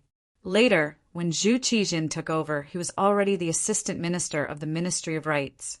He had also experienced the Tumu Revolution. In the end, he went to the southern Ming dynasty under the protection and help of Yang Qindong. Such an experienced person who was used to deceiving and deceiving each other had long since mastered the art of calmness. He wouldn't be so easily angered. However, he still pretended to be like this. It was tantamount to showing his determination to protect his son's safety. At the same time, he was stalling for time and waiting for his daughter-in-law to arrive. He was also testing Lung Song's confidence. He wanted to see what kind of evidence the other party had and what he needed to do if he wanted to protect his son. Yang Shan stood up. He had single-handedly carried Yang Wu and Lung Song, the two great mountains who had come to the manor. His boldness was enough, and his courage was admirable. If it was some ordinary small matter, he would have to give face and let him go if he personally stood up. What was pitiful was that this time the order was personally given by the sixth young master. No matter how determined Yang Shan was, he could not overturn the situation this time. The reason why they did not use thunderous methods was because the batch of things that had been sent to the sea had not been shipped back. They could not be completely sure what was inside. Without any definite information, Lung Song was not in a hurry to make the final move. Instead, he chuckled and said, "This is strange. Doesn't your son know what he has done? Why is he asking me about it?" "Commander Lung, I did not do anything. You are accusing me wrongly. It is nothing more than your military being envious of our Ministry of Foreign Affairs. You are accusing me wrongly." Although Yang Taizhu, who was being escorted, was restrained, his mouth was not sealed. He could still speak. Seeing that his father was exonerating him, he took the opportunity to shout and shout. Of course, no one knew how true these words were. Most importantly, Yang Wu was here.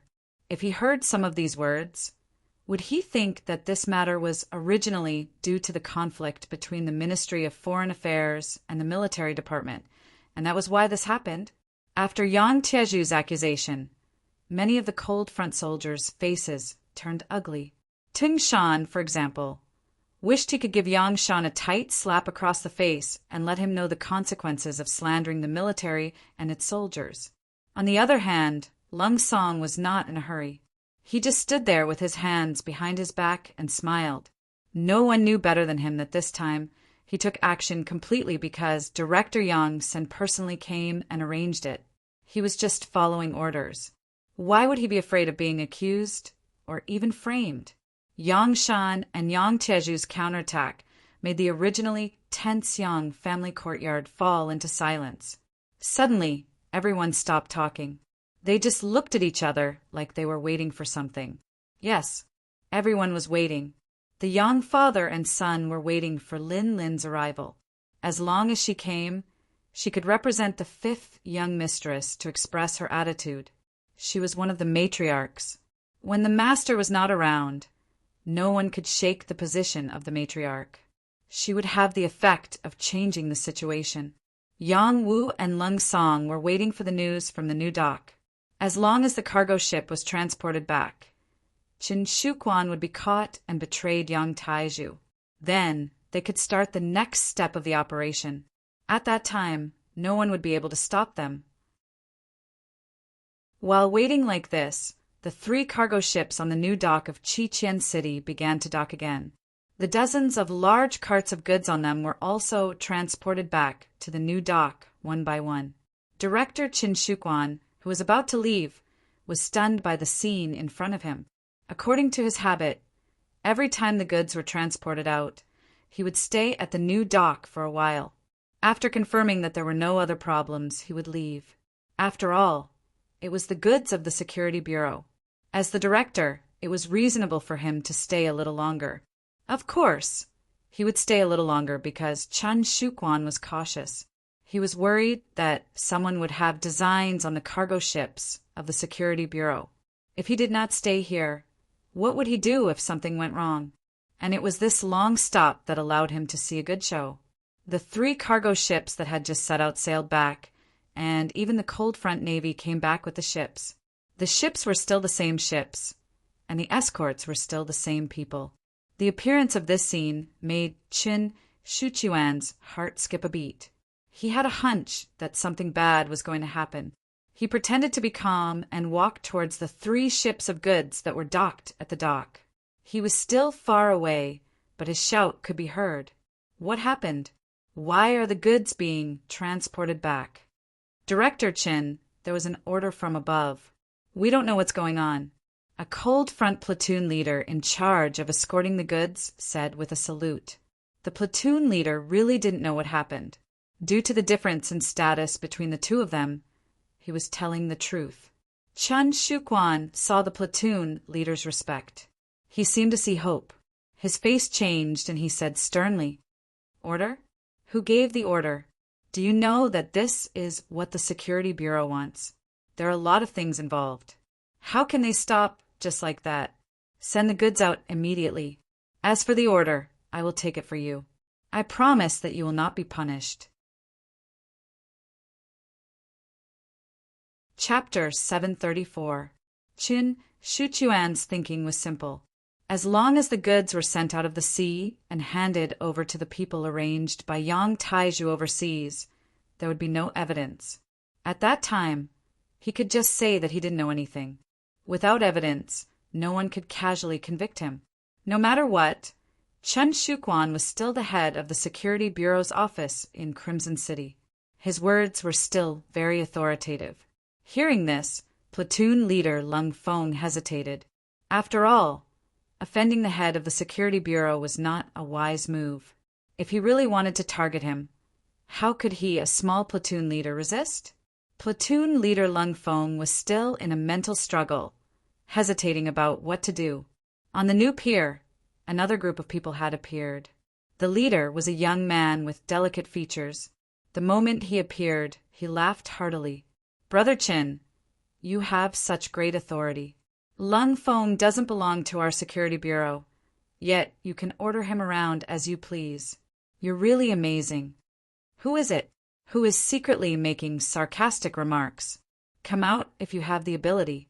As soon as the sarcastic remarks were heard, Qin Shuchuan's face darkened. He suddenly turned his head, looking like he was looking for someone to punish. Qin Shuquan did indeed have such confidence. Director Yang Sen was not in Crimson City, so he was the highest-ranking person in charge of the Security Bureau here. From a certain point of view, he could exist side by side with military chiefs like Lung Song and Gao Xiong. Even if the people from the political department came, he could still wrestle with them. Due to the confidentiality rules, the Security Bureau was independent of any system and was directly under the 6th Young Master's jurisdiction. In other words, even if Yang Wuyi appeared here if he was unyielding, he could still face him head-on. Of course, all of this was limited to the other party not receiving the 6th Young Master's orders. Thinking about how he dared to face Yang Wuyi, what a proud existence he was. It was no wonder that when he heard people talking about him like this, he immediately shouted like a plucked rooster. "Ha ha ha, Brother Qin, I haven't been hiding in the dark. I've been standing here all this time. It's just that your standards are too high and you didn't notice me." As the laughter continued, Che Chao led a group of 20 members of the Security Bureau's operations team that had been transferred from various places to Qin Shuquan. A group of people strode over. Because it was dark, they couldn't see clearly, but Qin Shuchuan's expression had already begun to change. Since the other party was so fearless, his identity must not be simple. Moreover, the goods were right in front of him. How was he going to explain himself under such conclusive evidence? Qin Shuchuan's brain spun rapidly as he formulated various countermeasures in his mind. At this time, Che Chao had already strode in front of him. With the help of the street lights on the pier, they could finally see each other clearly. At this moment, Qin Shuchuan's face was filled with shock. "Che Chao, how could it be you?" "Why can't it be me?" Che Chao, who was far calmer than Qin Shuquan, had a smile on his face as he slowly asked, Brother Chin, why are you so nervous? Could it be that my appearance has delayed your good fortune? When he suddenly saw Che Chao, Qin Shuquan was indeed shocked. He could not understand why the other party would appear in Crimson City, and why he did not receive any news at all. However, he soon calmed down. After all, the other party's level was lower than his. Even so, what was there to be afraid of? Perhaps the other party had come to Crimson City to settle some personal matters, or perhaps to visit family and friends. At this point, it must be said that the majority of the staff of the Security Bureau lived in the dark, and the mental pressure was immense. Therefore, every year they would have a normal holiday to return to society and be an ordinary person. Otherwise, they would be driven crazy. Qin Shuquan thought that Che Chao was probably on vacation, and he just happened to appear in Crimson City, which was why this scene was happening in front of him. It could be said that he was comforting himself, but in short, Qin Shuquan quickly calmed down and strode towards Che Chao. As he walked, he said, "Brother Che, it's not that I want to nag you, but since you've come to Crimson City, you should at least greet me so that I can do my part as a host, right?" Qin Shuquan took the initiative to get close to Che Chao, and Che Chao also smiled and replied, "Hey, I know that Brother Qin is busy, so I didn't come to disturb you. Please don't blame me." Che Chao being so polite made Qin Shuquan feel more at ease, and the smile on his face grew wider. "What do you mean by disturb? You don't treat me as one of your own. Just based on this point, you should be punished. How about this? I'll punish you with 3 cups of wine tonight. Haha, let's go, I'll find a place to welcome you." As he spoke, Qin Shuquan's large hand had already landed on Che Chao's shoulder. Those who didn't know would think that their relationship was very good. Che Chao, who was originally cupping his fists and apologizing, was waiting for Qin Shuquan's hand to land on his shoulder. The smile on his face suddenly disappeared and was replaced by a cold expression. His large hand suddenly grabbed Qin Shuquan's arm from his chest, and then with a twist he pulled Qin Shuquan into his embrace, and a Type 54 firearm was pressed against Qin Shuquan's temple. "I'm sorry, Director Qin. I have important matters to attend to, so I don't have the time to drink with you." The sudden change in the situation made Qin Shuquan's subordinates, who were watching everything with a smile, stunned. Then, under the conditioned reflex of their years of training, a few of them reached into their waists, pulled out the knives on their waist, and shouted, "What are you doing? Release Director Qin immediately. Don't be agitated, don't be agitated. Let's observe the situation first." Dong Hui, who was mixed in the crowd, played a role at this time. He stretched out his arms, stopping everyone from being impulsive, and gave a few of his subordinates a look. Under Dong Hui's lead, a few of his subordinates also joined the ranks of persuading everyone not to be impulsive, causing the originally tense atmosphere to be suppressed. At this time, Qin Shuquan was in Che Chao's embrace, facing his subordinates. Seeing Dong Hui's performance, his eyes seemed to be about to pop out. But at this time he also knew that this was not the time to fight with Dong Hui. His opponent was still Che Chao. "Old brother Che, what are you doing? Do you know that everything you're doing is offending your superiors? Do you know, according to our internal family law, if you do this, not only will you die, your family won't get any benefits? Let me tell you, let me go immediately, and for the sake of our previous relationship, I can pretend that nothing happened." Qin Shuquan was still suppressing people with his power, trying to make Che Chao stop. But now that he had the initiative, how could Che Chao easily let go?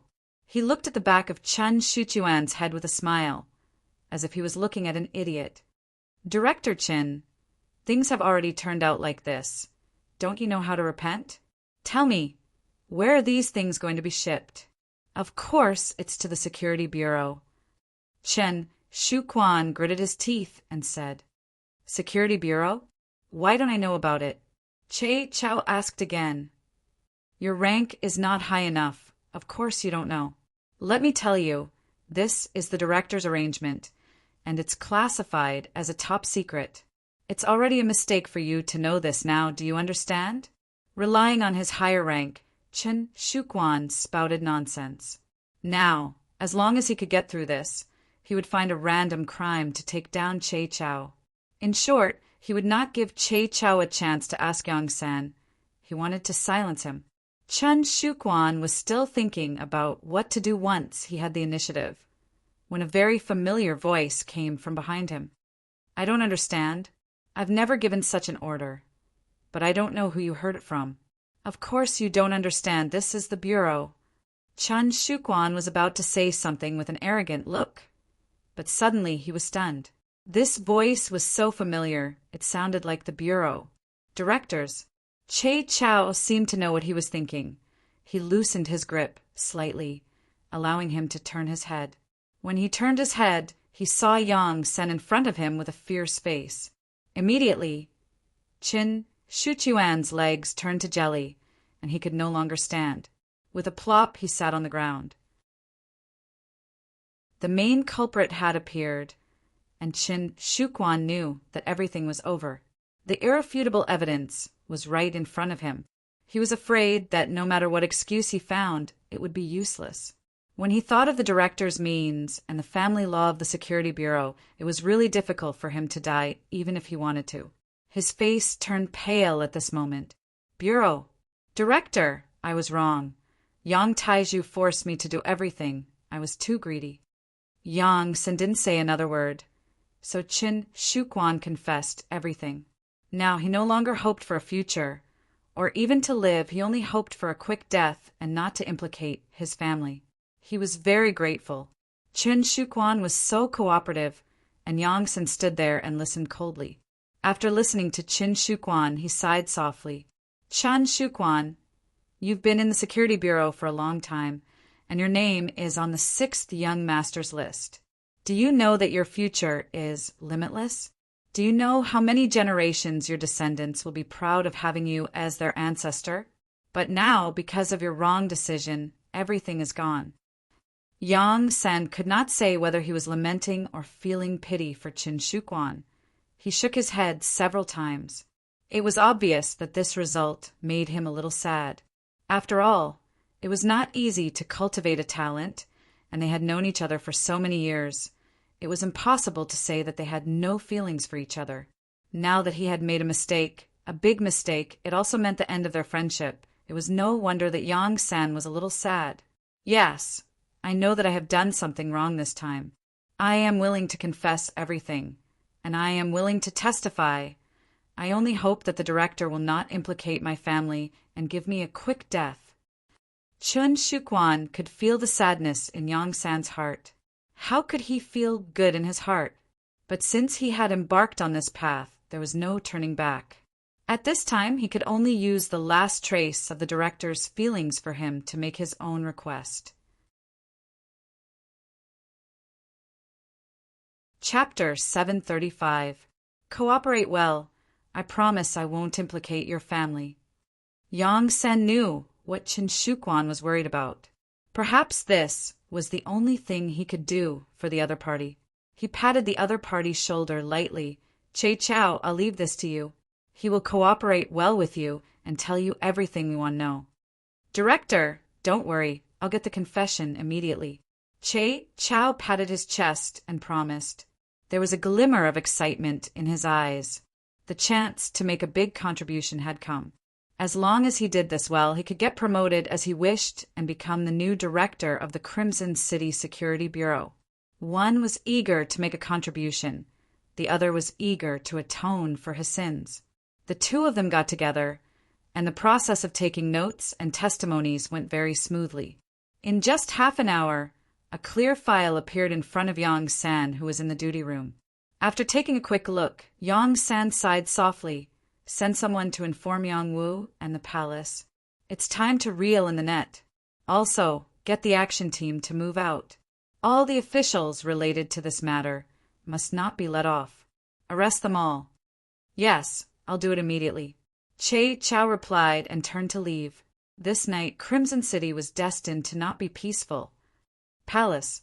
This palace occupied a large area and was built magnificently. It seemed to be an independent existence from Crimson City. Although the master was rarely here, no one dared to disrespect this place. So much so that anyone who walked out of this place could issue orders, and they all had a higher status than anyone else. Lin Lin, this woman with average looks and beauty was at most 30%, was one of the people who often went in and out of the palace. With her eloquence that could make a dead person come back to life, she gained the trust of the fifth Madame Sumaner and became the representative of the fifth Madame. Originally, Sumaner had a personal maid named Xiao Yin. However, this maid was a little lazy. In the end, the purchasing of the necessities of the palace fell to Lin Lin, who had been by Sumaner's side since she came to Crimson City. Lin Lin was a person who knew how to conduct herself. Not only did she know how to say nice things to make Sumaner laugh heartily, she also had a very good relationship with the other maids.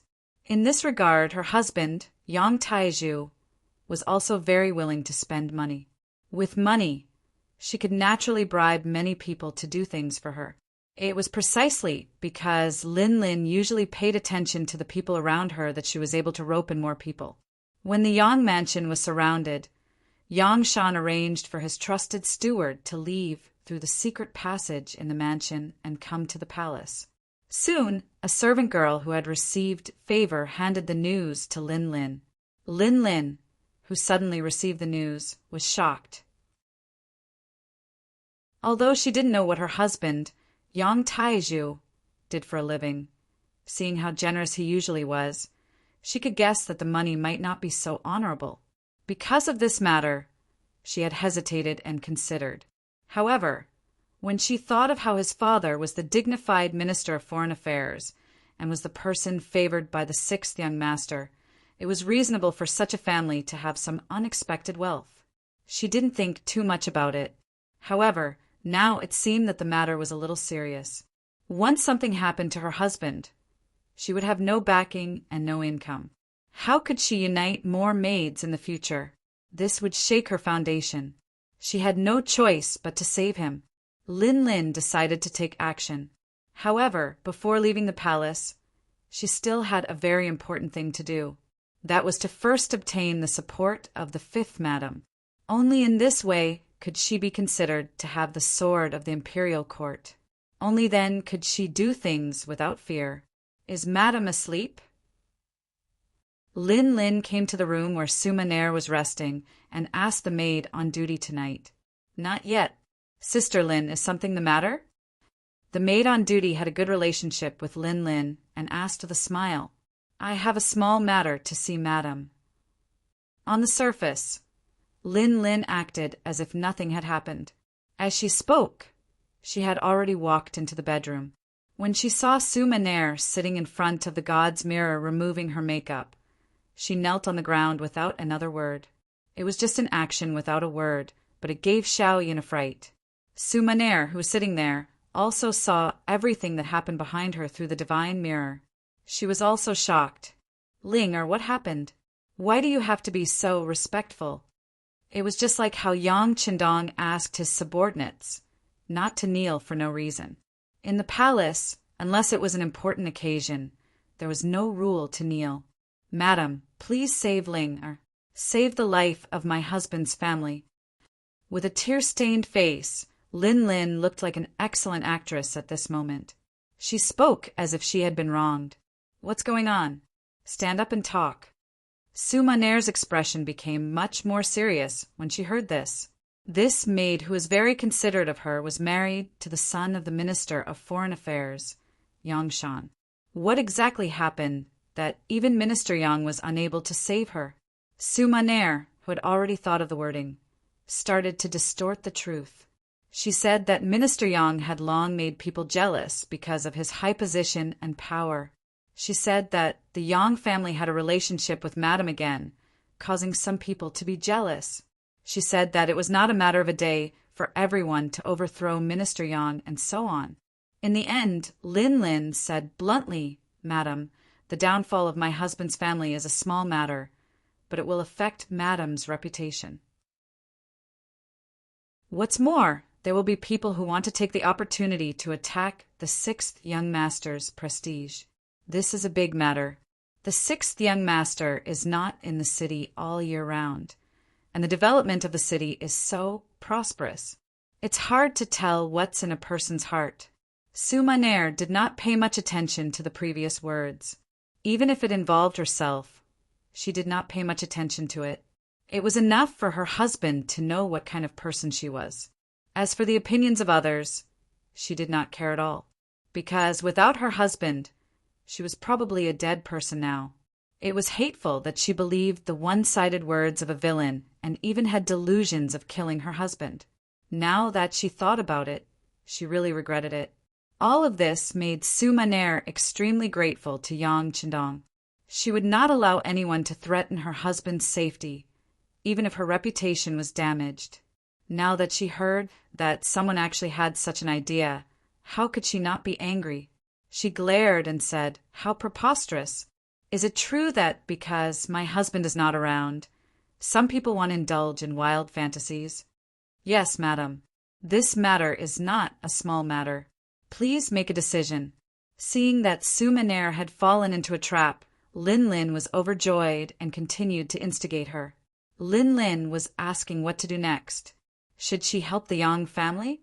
In this way, it would be equivalent to indirectly helping her. Sumaner understood the hidden meaning in his words. After thinking for a while, she said, "Then go and take a look. If they are trying to frame you, then let them investigate seriously. If they really did do it, then even you are not allowed to speak carelessly." Sumaner was still smart. She did not make a conclusion about things that she did not understand. Instead, she wanted to base it on facts. However, how could she know that the starting point of any matter might be good? But in the end, it depended on who was carrying it out. If the person carrying it out was someone who could not distinguish right from wrong, wanting to have a fair decision would become a delusion. Lin Lin was waiting for the sentence. She immediately agreed, stood up, and walked out of the bedroom. At this moment, she was no longer acting like a weak woman just now. Instead, she was filled with pride and confidence. "Humph! Since you dare to go against my husband's family, then you can wait to be dealt with." After receiving Sumaner's support, Lin Lin seemed to have changed into a different person. When she walked out of the palace, her expression was filled with confidence. She wanted to use the name of a tiger. What could others do about it? Leading 4 maids, Lin Lin walked in front with large strides. Her arrogant appearance made her look like a master. Along the way, all the maids who met her stopped in their tracks from afar. When they got closer, they lowered their heads and asked questions with a fawning and respectful expression. From afar, she could see the outer gate of the palace. As long as she walked past it, she would reach the outer palace. Although there were many guards there in charge of security with Lin Lin's status, they did not even have the courage to check. It could be said that once she passed through the gate, she would be free to fly. Lin Lin's face subconsciously revealed a victorious smile. However, at this moment, a light shout sounded behind her. "Are you Lin Lin? Wait a moment." Someone suddenly shouted her name behind her. Out of instinct, Lin Lin stopped in her tracks. When she turned around, she saw a group of people coming from afar. She recognized the leader. It was First Madam's personal maid, Xiaoqing. Beside Xiaoqing was the palace's head maid, Taiji. "Sister, Xiaoqing." After seeing that it was the young miss, Lin Lin immediately put away her arrogant expression and showed a very well-behaved appearance. She even intentionally bowed. This was the etiquette that only a servant would show to a master. It was no wonder that Lin Lin was so careful. Although she was valued by the 5th Madam and was considered a superior existence among the maids, she was still nothing in front of Xiaoqing. She was First Madam's favorite and had grown up with First Madam. Putting aside the fact that their relationship had been nurtured since they were young, Xiaoqing's husband, Sun Chuang, was already a battalion officer. Even the 6th young master had taken note of him. It could be said that his future was bright. Normally, such a person could open her own residence and be a mistress. However, she didn't. Instead, she stayed by the eldest madam's side and served her wholeheartedly. Just based on this, which maid in the palace didn't respect her? Which maid dared to give her a hard time? The sudden appearance of little Qing forced Lin Lin to stop her footsteps and stand there with a respectful expression.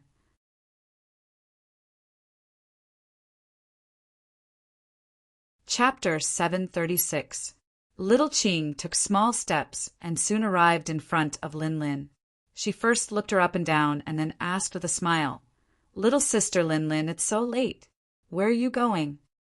If someone else asked her this question, Lin Lin could choose not to answer. They were all maids. One served the first madam and the other served the fifth madam.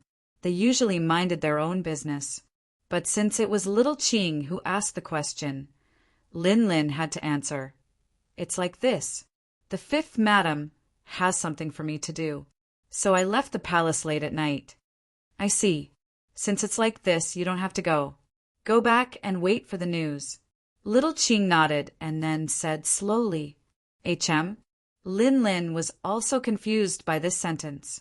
She looked up and said to little Qing, "Sister little Qing, I don't know if you didn't hear clearly. I went out this time on the fifth madam's orders." I know. That's why I told you to go back and wait." Little Qing didn't wait for her to finish and stopped her. Then she turned her head and looked at the 8 maids behind her, especially the leader, Taijie, and said, "Listen well. Send little sister little Qing and the others back. Don't wander around outside." After saying this casually, little Qing turned and left. She didn't even want to explain. The 8 maids behind her all stayed and stared at Lin Lin and the others. It seemed that if they didn't listen, then don't blame them for being rude. She was stopped. Even though it was little Qing who gave this order, Lin Lin was still a bit unconvinced. Although she could go back and ask fifth madam again, it would inevitably delay time. Who knew if there would be any changes in the situation? So her eyes moved and she looked at the 8 maids surrounding her. She smiled and said, "Sisters, we're all maids and it's not easy for us. Why don't you make it easy? If you do me a favor, I will remember it in my heart." As she spoke, Lin Lin took out a stack of banknotes from her sleeves. The smallest banknote on the stack was worth 100 taels. She took out 800 taels. One had to say that Lin Lin was very generous.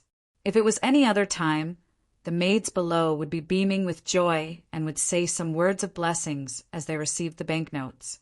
However, it was a pity that this time the trick that worked every single time did not work. The faces of the 8 maids didn't change at all.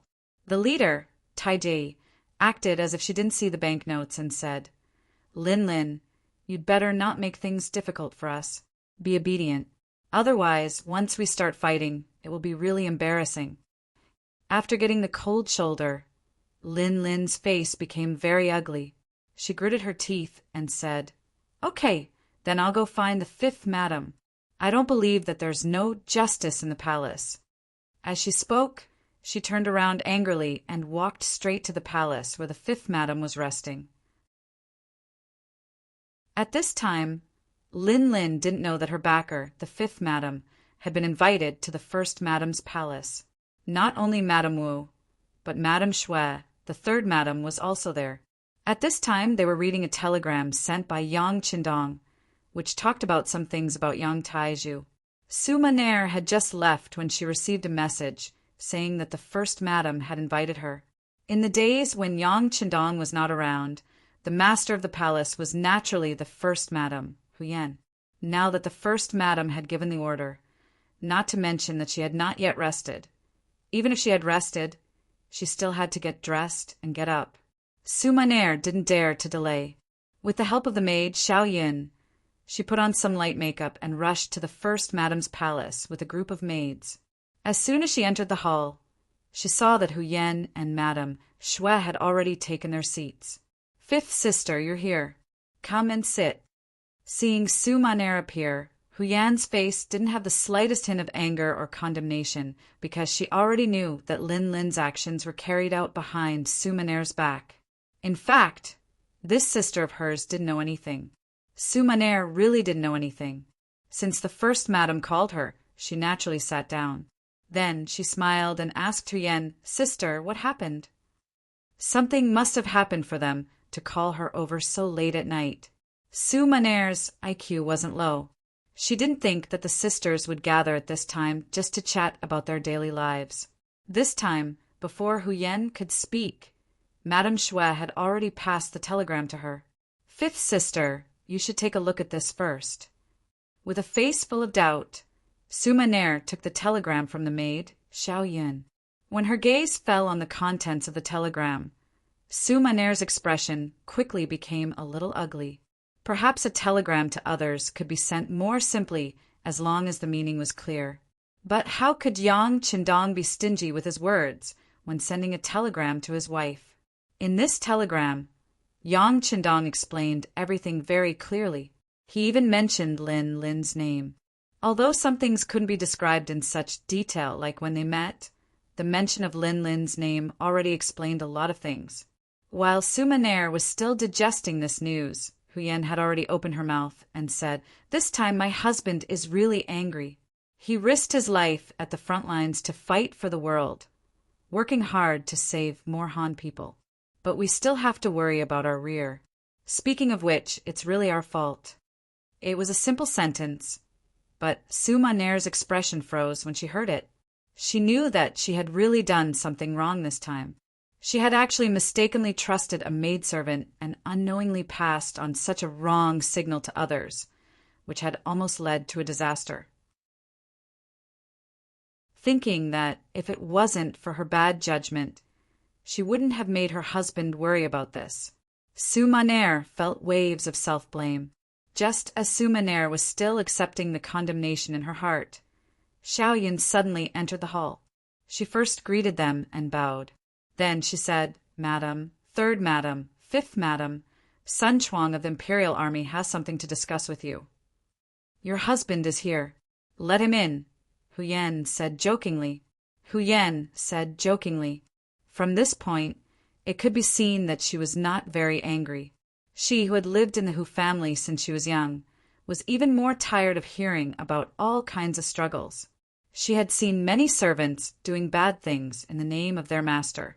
It was precisely because of this that she didn't find it strange. Lin Lin was guilty, so she would be punished. As for fifth sister, after this incident, she should be more careful when using people. This was equivalent to having an effect. Xiao Yun, who was teased by her master, blushed. After agreeing, she went out to pass on the message. Soon, Sun Chuang, who had the rank of major, walked into the hall. He strode in, but once he entered the hall, he knelt on the ground without raising his head. He knew very well what kind of status the three people in front of him had. If he casually looked at them, it would be a sin. Sun Chuang of the Imperial Army greets, "First Madam, Third Madam, and Fifth Madam." A loud and clear voice sounded in the hall. "Get up. What's the matter at this time of night?" Huyen sat at the head of the table and asked in the manner of a host. Reporting to First Madam, "News just came from the front. The matter of Yang Tieju's smuggling has been confirmed without a doubt. Not only that, his collaborator also said that there are a large number of weapons and armors in the Yang residence. This subordinate has come to temporarily close the palace gates in advance. Please allow me to do so." Sun Chuang's head was still lowered, but he did say a fact and result that the women did not expect. "Are they going to rebel?" When Huyen heard this, she was also shocked. It was common for subordinates to do some evil things in the name of their master, and it was also very difficult to truly prohibit it. However, the matter at hand involved military supplies, so the nature of the matter had changed. Among the three women, when Su Maner heard this, she was so scared that her face turned pale. Even the newspaper in her hand fell to the ground. At this moment, she finally knew what kind of end she had gotten for her nepotism, and it was her husband who had sensed all of this. If her husband had not seen through everything, what kind of result would there be? Would there be a day when someone would threaten the safety of the palace? If her two sisters were really hurt because of this, wouldn't she be guilty of the most heinous crimes? At this moment, Suma Nair hated Lin Lin to the core. She had trusted her so much, but she had indeed used her name to help the evildoer. Something big had almost happened. It was truly unforgivable. Third Madam's expression also changed abruptly. Then she looked at First Madam Huyen and said, "Sister, the matter isn't that serious, right? Isn't Yang Wu at Yang Shan's place? He shouldn't give them a chance to resist. Isn't it better to be on guard?" Huyen shook her head lightly. It was better to be safe than sorry.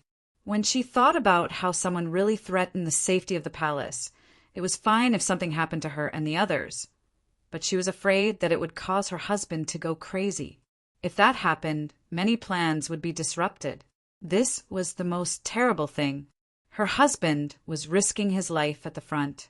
It was fine if they could not provide any help, but they definitely could not be a hindrance at the back. Thinking of this, Huyen said decisively, "All right, we'll do as Battalion Commander Sun says. Seal the palace for now. If there aren't enough troops, you can deploy troops nearby. In a while, I will ask Xiao Yun to give you the token that my husband gave me." Yes, Sun Chuang understands. Sun Chuang left with large strides.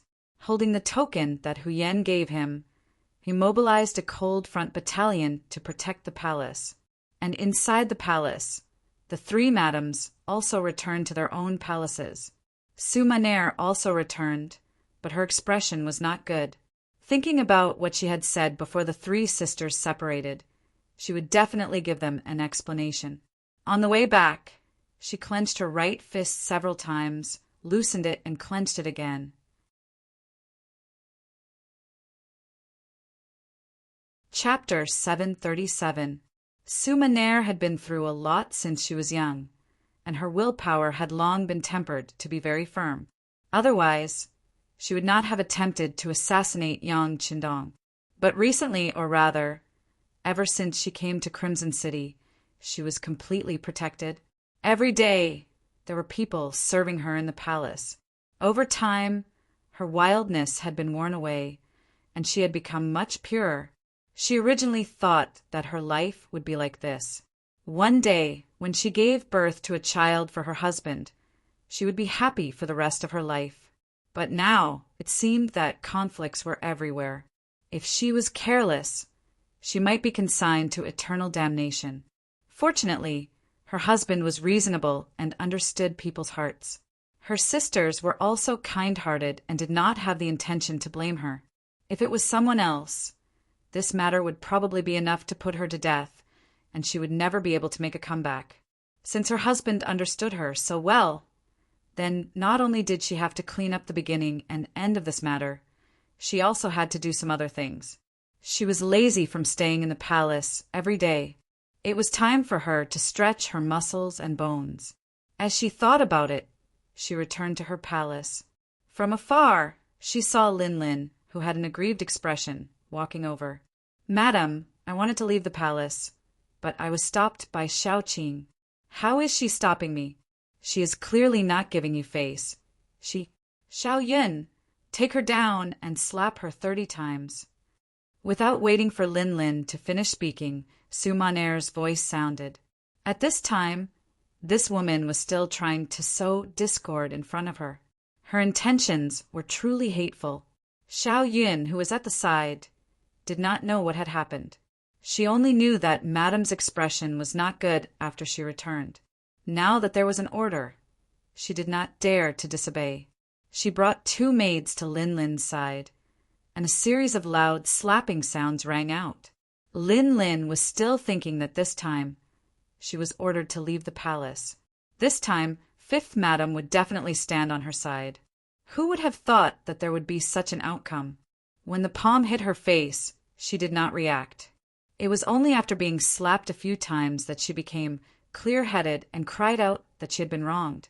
At this time, Suma Nair had already entered the inner chamber. Xiao Yun followed by the side with a face full of confusion and doubt.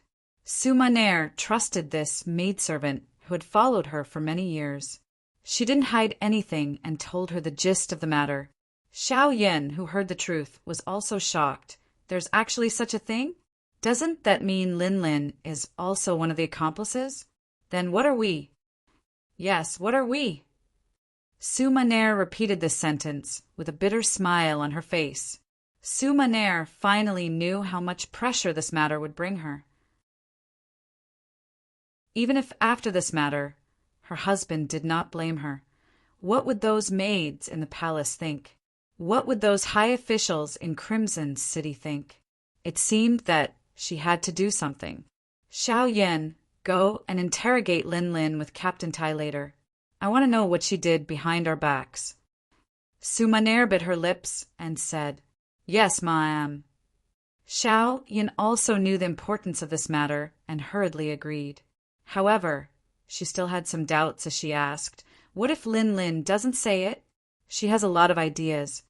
We can use any method. She won't keep it a secret. Oh, right, doesn't she still have a father outside the palace who drinks every day? If she doesn't say it, then she will be harming her father. As Su Maner spoke, her eyes revealed a terrifying aura. People say that if you don't experience some things, you will never grow up and mature. And this time, Su Maner had obviously grown up a lot. Hearing that even her family was being threatened, Xiao Yun knew what to do. And with her father's threat, she was not afraid that Lin Lin would not say it. But what should she do after saying it? She had no choice but to ask, How should we deal with Lin Lin? Kill her. As long as she cooperates, you can tell her that her father can still live out his remaining years in peace. She seemed to have used the last bit of her strength to say this. Su Maner waved her hand at Xiao Yun, meaning that she was tired and needed a good rest. Xiao Yun left, but she did not know that Su Maner, who was in the bedroom, was not sleeping. Instead, she was thinking of a very big plan. A department that would eventually be comparable to the Security Bureau became a prototype that night. After reporting it to Yang Qindong, it was given a new name, the Central Intelligence Agency. And the boss of this Central Intelligence Agency was Su Maner. Its appearance would greatly make up for some of the negligence of the Security Bureau. In the future, it would make countless military achievements. This was probably something that even Yang Qindong did not foresee. After Lin Lin was slapped 30 times, she, who had a mouthful of blood, was dragged to the woodshed at the side. There, Xiao Yun set up a temporary torture chamber. Whether it was coercion or enticement, in the end, she found out everything she wanted to know. The result was still very gratifying. Lin Lin was only after Yang Tieju's family background and money. She did not really participate in what he did. This made Su Maner, who knew everything after the fact, heave a sigh of relief. She was guilty, but her sin was not that big. She could finally face Yang Qindong and her sisters. Lin Lin was finished. The father and son of the Yang family, who were still unaware of all this, still placed their hopes on him. After waiting for a long time, no one came. Instead, a secret agent from the Security Bureau came to the Yang residence. He came to Yang Wu's ear and whispered something softly. Yang Wu was originally standing there calmly, but after hearing the whispered news, his entire person became unwell. His eyes widened as he looked at Yang Shan and the captured Yang Taiju. Suddenly he laughed out loud. Good, very good. I didn't expect that you were not only after money, but also have greater ambitions. Men search. Turn the entire Yang residence upside down 3 times. Even a tile must be smashed into pieces. Absolutely not allow any item to remain intact. Yang Wu suddenly gave this ruthless order, and the Lung Feng soldiers who came with him agreed and began to move.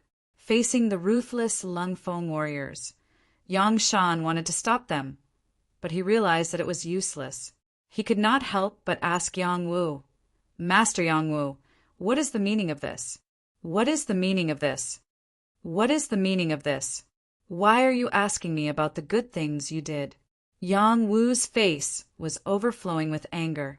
He had just received news from Bureau Chief Yang San. Chen Shuquan said that once when he was drunk, Yang Taiju boasted that he had prepared some weapons and armor in his residence. If things changed, they could cause havoc in Rayman City. and even threatened the safety of the palace in order to protect themselves.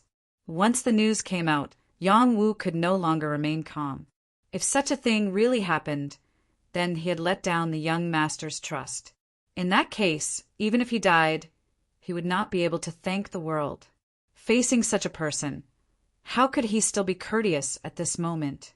Yang Wu was angry, so the Lung Feng warriors also began to act. The huge Yang residence was quickly turned over and many things were found. There were more than 4 million taels of gold and silver notes. This was equivalent to Bai Ming's or Nan Ming's annual income. After Yang Taizhu started smuggling, he had earned so much in just a few times. This did not even include the huge expenses. From this, one could see how big the profits were. Other than the gold and silver, there were actually 2088 rifles, 300 sharp swords and spears, hundreds of sets of armor, and dozens of boxes of bullets and grenades. When these things were piled up like a small mountain in the courtyard of the Yang residence, Yang Shan finally lost his imposing manner and fell to the ground with a plop. At this moment, Yang Shan finally understood how big his son's ambition was. He also finally understood what it meant to raise a tiger for calamity. It was just that he was raising his son. The moment these things came out, Yang Taizhu lowered his arrogant head. He knew that he was done for. On the other hand, Lung Song was sweating profusely. He didn't dare to imagine what would happen if these weapons suddenly launched an attack. Even if Crimson City did not fall into chaos, it would be difficult to protect some important institutions. Investigate, investigate, investigate for me. How did these things appear here? These are not things that can be bought with money. Yang Wu roared as he looked at the grenades and 88 rifles. Then his gaze landed on Yang Shan. On behalf of the 6th young master, I announce that from now on, you are no longer the Minister of Foreign Affairs.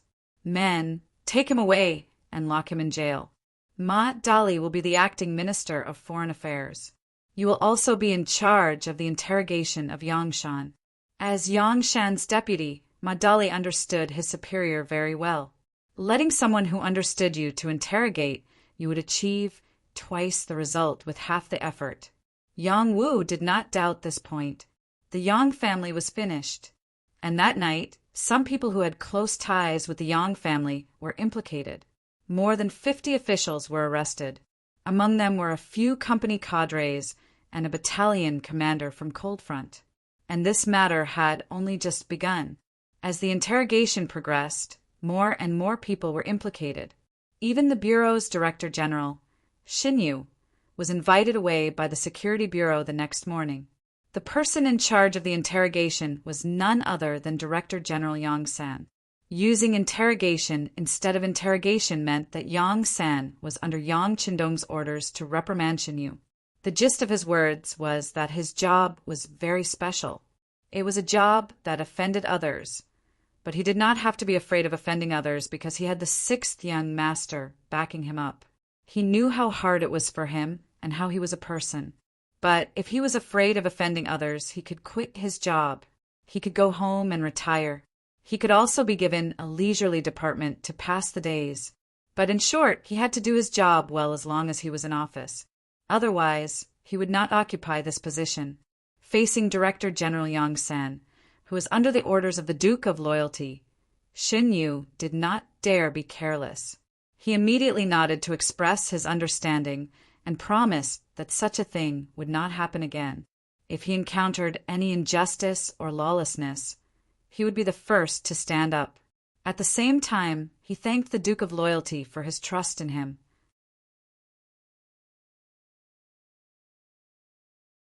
Chapter 738. People are like this. Once they are in a high position, they are not willing to give up their power. Xinyu was like this. After experiencing the prestige of the Monitoring Bureau chief, he was reluctant to leave. Even if he knew that what he was about to do would offend a lot of people, he was still unwilling to leave. Since Xinyu had already expressed his stance, Yang San also allowed him to make his choice. However, before they parted ways, he reminded him, "This matter is not over yet. There will be others who will come looking for you. You just have to wait. I hope that you can perform well." He did not say who was looking for him, nor did he say what it was about. Yang San left, leaving Xinyu with a mystery in his heart. This mystery did not last long. Just as he was about to get off work, someone from the security bureau came to invite Xinyu to the famous Min Le Fu restaurant in the city for a banquet. Xinyu knew about Min Le Fu. Usually, many people with status were willing to hold their banquets there. He also heard that the background of the restaurant was very strong, but outsiders did not know the specifics. Since Yang San sent someone to inform him, and since he had already said hello, Xinyu would naturally go. After getting off work, he went straight to Min Le Fu restaurant. When he arrived at the restaurant, which covered an area of more than 10,000 square meters, there were already people waiting for him outside. When they saw him arrive, they led him straight to the third floor. In the private room on the third floor, when Xinyu opened the door and entered, he realized that he was not the first to arrive. The 1st Division Commander of the Navy, Gao Xiong, and the political department's Mo Chanyu had arrived before him. Gao Xiong was the commander of the Navy's 1st Division. It was said that the Duke of Loyalty wanted to expand the division into an army. If nothing unexpected happened, this person would become the 1st Navy commander. Ji Qingyu was one of the members of the political department. He was also the political commissar of the Army's 1st Division. There were already rumors that he would become the 1st Vice Minister of the political department. One of them represented the Navy's 1st Division, and the other represented the Army's 1st Division. Their arrival seemed to explain some things. When the three of them met, they naturally had to exchange greetings. However, their personal relationship wasn't very deep. This had to do with their identities and statuses, and also because they each represented different forces. It was impossible for them to sit together and drink and chat merrily. Where there are people, there are rivers and lakes. This sentence was also very appropriate to use here. Even though Yang Xia hadn't been established for a long time, and many of them were newcomers, fighting seemed to be something that humans were born with. It was the kind that didn't need to be taught. You could learn it very well and play it very smoothly. Since there were benefits, there would be fights. When it came to who could get more and who could only get less, a struggle was inevitable. Yang Qindong couldn't do anything about this. Of course, this was something he was happy to see. The people below him were all as good as one person. This was not good for his management in the future. The private room was very spacious, at least 100 square meters. The three of them sat in 3 different directions, and soon there was silence. Perhaps they were all wondering why Director Yang San had invited them here. What was he going to do? What kind of performance should they have? Just as the 3 of them were still immersed in their fantasies, the door suddenly opened and 2 people came in. When the 2 of them appeared, the 3 people in the room hurriedly stood up, their faces filled with respect from the bottom of their hearts. There was no other way. The people who came were the director of the Security Bureau, Yang San, and the future 6th Madam, Luan Xiaoyu. Yes, the one who came with Yang San was Luan Xiaoyu. Not only did she come, but she also walked in front. From this point alone, she should be the host of today's meal. Hello, Director Luan. Because Luan Xiaoyu also had the identity of Director of Publicity before she was brought into the palace by Yang Qindong's legal wife. Everyone was used to calling her Director Luan. Hello, everyone. I've made you wait for a long time. I'm really sorry. I just came out from City, Lord Yu's place. Luan Xiaoyu had a smile on her face. Although she was very young and was still a few years away from 18 years old, the long-term training had shown the results. She showed a very mature side. Even when she saw 3 people with great power, she didn't show the slightest bit of fear. Luan Xiaoyu was very clear in her heart who gave her everything today and why the 3 people in front of her respected her. It was precisely because of this that after receiving Yang Qindong's telegram, she quickly returned to Crimson City from below. She began to carry out the following reforms, investigating the other movements. After the incident with Yang Qindong felt that it was always right to nip the problem in the bud. He couldn't always see the serious consequences before coming out to take care of everything. If that was the case, it would only cause unnecessary internal friction. After making this decision, he placed this heavy responsibility on Luan Xiaoyu. Yang Qindong knew that Luan Xiaoyu was still young, but this person was absolutely loyal to him. Her love for him was also the purest. He didn't have to worry about her betrayal. Moreover, as his woman, she should experience more storms. After all, he couldn't imagine what kind of achievements he would achieve in the future. If the women by his side were too ordinary, then it would really harm them. In the future, when Yang Dong entered the headquarters, he had watched some TV dramas when he had nothing to do.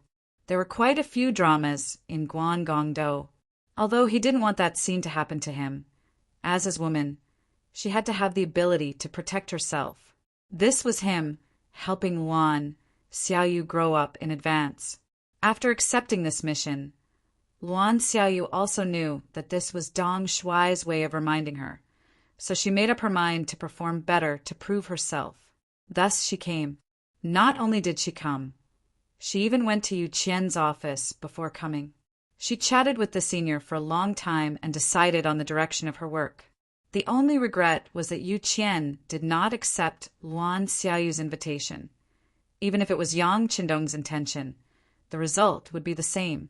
In Yu Qian's words, his main job was still the development of Qiqian City. As for the other work, he would do his best to cooperate, but he would not delve too deeply into it. After all, a person's energy was limited. Yu Qian's rejection was actually for Luan Xiaoyu's sake, because with his prestige, if he really participated in this matter, she would have nothing to do with it. When she really achieved results, her achievements would also be covered up. Thus, Luan Xiaoyu was grateful from the bottom of her heart for this senior's care and guidance. The moment she entered the private room, Luan Xiaoyu told everyone about her meeting with Yu Qian. This was equivalent to telling everyone that what she wanted to do not only obtain the consent and attention of the sixth young master. This could be seen from her own identity and the fact that Bureau Chief Yang Sen accompanied her throughout the entire process. She also obtained the full cooperation of the city lord, Yu Qian. The three people present were all extremely intelligent. They immediately understood what he meant, and the smiles on their faces widened a little. Since a matter had received so much support, there was no way they could refuse. Luan Xiaoyu walked into the private room, and after greeting the three of them, she did not immediately sit down. Instead, she walked to the window of the private room and looked out. At this time, the sky was already dark, but the street lights in Crimson City were already lit up. One could see commoners coming and going on the streets. It was very lively. Not far away, some of the nearby residential areas were also lit up with electric lights. Looking from afar, it really looked like tens of thousands of homes were lit up. According to Yang Qindong's intention, there was no curfew in Crimson City unless there were special circumstances. As time passed, not only were the commoners used to it, it was still very lively even at night. There were even some tea houses, restaurants, brothels, and casinos that had better business at night. This promoted the rich life of the entire city and promoted the economic development of this place. Yes, there were brothels and casinos in Crimson City. However, these industries were not something that everyone could do. They required a special industry certificate issued by the city lord's mansion, and the taxes were heavy. On this point, Yang Qindong was also clear that there were some things that could not be truly prohibited. Rather than letting others secretly hide and do it, it was better to openly take it out and standardize it. He could also collect more business taxes and use it to serve the army and the people. Wouldn't that be better? So lively. Looking out the window, Luan Xiaoyu could not help but say with emotion, "Yes, so lively. This kind of scene can't be seen even in Ming or Southern Ming's capital." Xin Yu also stood up and came to the window. Looking at everything in front of him, he also sighed with emotion. Such a lively place needs to be protected by us. Just based on this, we should all feel proud. Finally, Luan Xiaoyu's seemingly unintentional words began to lead to the main topic of today's conversation. Hearing this, Xin Yu and the other two's expressions turned cold. No one said anything. After all, Yang Tieju's matter had just happened. If everyone sang praises now, it would be too much of a bootlicker. The others did not say anything. Only Luan Xiaoyu continued. Today, I called everyone here because of my idea and also because of the sixth young master's idea. After Yang Tieju's matter, he even secretly hid weapons. This might be a special case, but at the same time, it also shows that we did not do our job well. There should be many people and departments involved in this matter, but we were completely unaware of it. In the end, we had to rely on the sixth young master to remind us what to do. Doesn't everyone feel ashamed because of this? Luan Xiaoyu's voice became louder and louder. At the end, there was a hint of reprimand in her voice.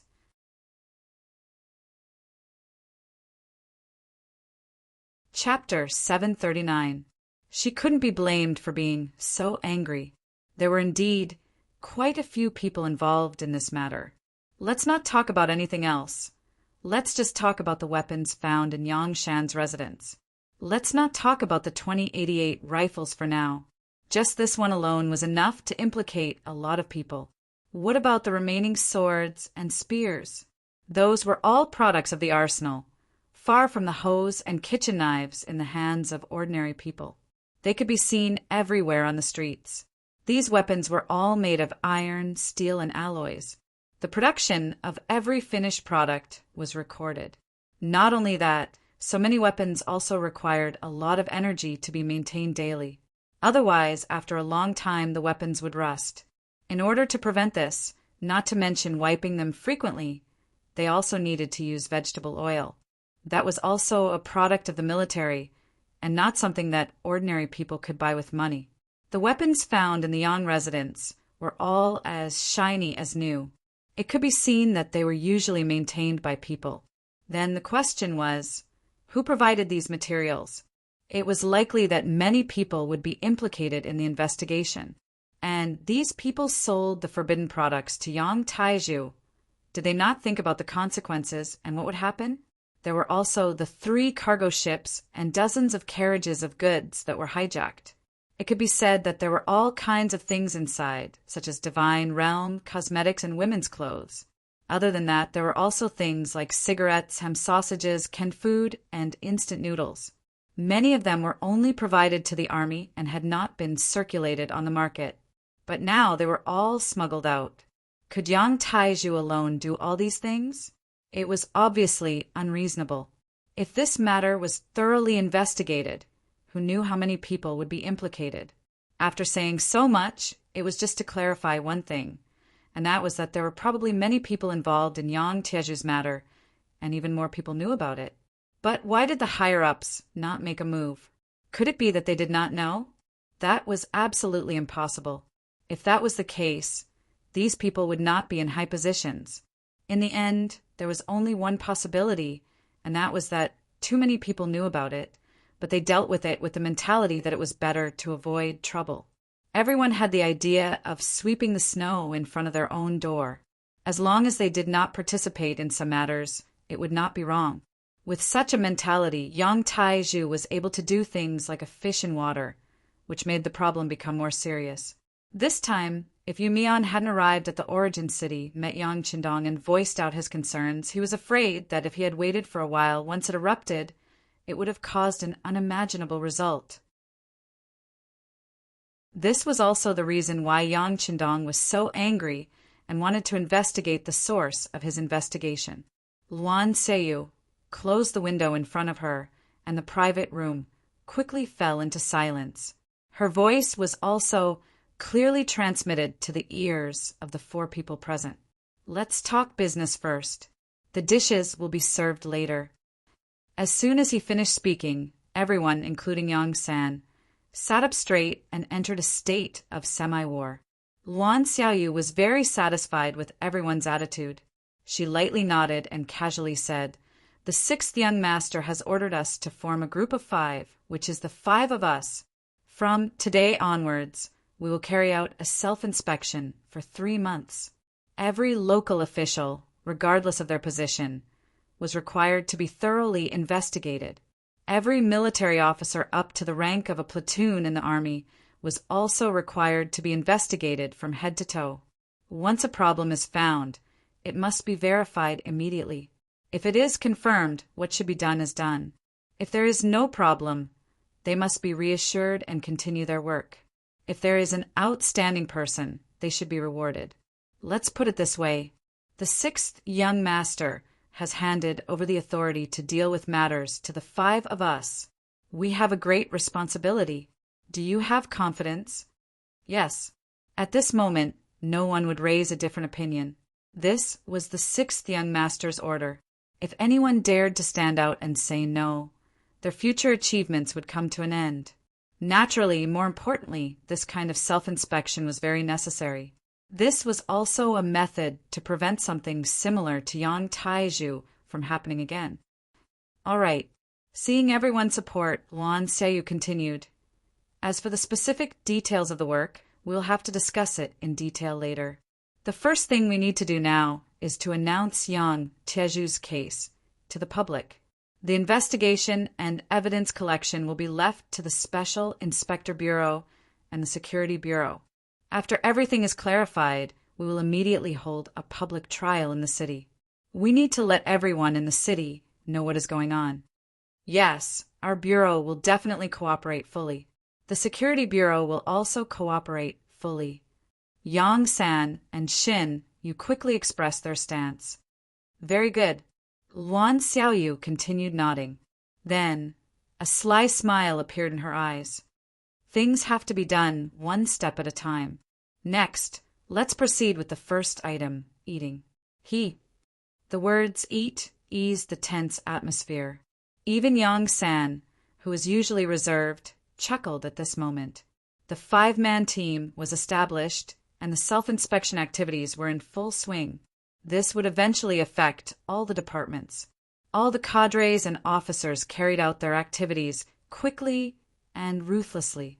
On the first day, more than 40 cadres from various departments were taken away.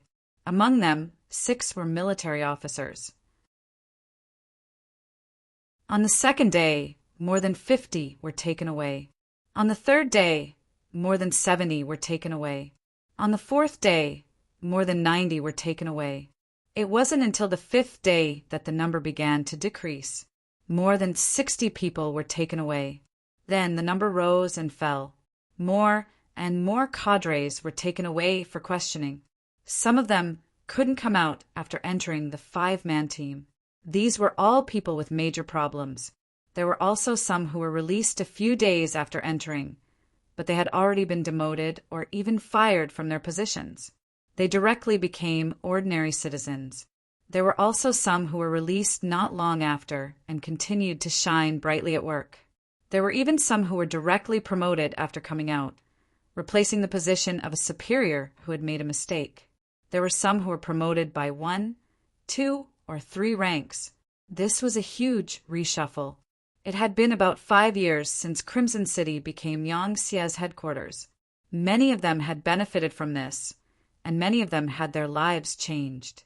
From having problems with food and drink in the past, they were now living a life of luxury. However, this still made some people unhappy. They felt that they should have received more. Even if Yang Qindong implemented a high salary policy, and their salaries were enough to cover their families' expenses, there were still some who couldn't help but reach out. In the face of such a greedy person, of course, Yang Qindong wouldn't be polite. This time he checked again and eliminated all the black sheep with such thoughts. One could imagine that after this incident, the atmosphere of the entire Crimson City would change. In the future, the efficiency of work would also become faster and faster. The self-inspection activities were still ongoing, and many people's fates had changed. Some who benefited from their work were promoted, while some who were greedy received their deserved retribution. At this moment, Yang Qindong sent another telegram to Luan Xiaoyu. A new policy to raise the treatment of officials had been implemented, and that was the special ticketing system. The so-called special ticketing system was similar to the planned economy in the early days of the Republic, where the citizens would be given food stamps to purchase meat and grains. Yang Qindong requested for the officials to be given a certain percentage of their monthly salary. Once they had such ticketing, they would have priority to purchase some sought-after goods in the market. For example, cigarettes, all sorts of beverages, bottles of strong liquor, magical mirrors, high-grade cosmetics, and beautiful women's clothing. For this, Yang Qindong requested for a store to be set up in Crimson City. This store had a complete range of goods, and the quantity was sufficient. However, there was a difference, and that was that everything had to be purchased with special ticketing systems. Here, silver and even gold were useless. The reason for such a decision was that there were too many officials in the 5-man investigation team. In addition, the momentum was very large, which caused many people to feel fear. There were actually not enough officials to go around. In order to make more capable people work for him, Yang Qindong decided to give them some benefits. Under such temptation, he was not afraid that some people would not be loyal to him. It had to be said that when the special ticketing system appeared, the ticketing systems in the hands of the officials became popular goods. Although there were a lot of factories in Crimson City and a lot of good things because there were too many merchants outside, the supply could not meet the demand. As a result, even in Crimson City, some items were difficult to buy. With the special ticketing system in the store, those good things that could not be bought outside were actually available here. The ticketing system became a hard currency, and some of the rich people started to have ideas about the ticketing systems in the hands of the officials. The officials were also humans, and they also wanted to live a better life. The ticketing systems in their hands were not enough for their own use. So how could they sell them? Even if some people wanted to sell a portion of it for some reason, it was difficult to satisfy the needs of more rich people. Over time, some people had no choice but to give up on buying it and think of ways to become officials themselves. Yang Qindong's move caused the number of people who applied for the official exam to increase by a lot, greatly alleviating the pressure and fear brought to everyone by the 5-man team. Crimson City finally continued to move forward amidst the wind and rain. After many new officials took up their positions, the effects in all aspects were indeed much faster than before. Just from this point alone, it seemed that the previous efforts were worth it. Just as the 5 young misses were carrying out their operation with great momentum, Sumaner was not idle either. She left the palace several times to look for good seedlings in the CIA. Her request was a little strange.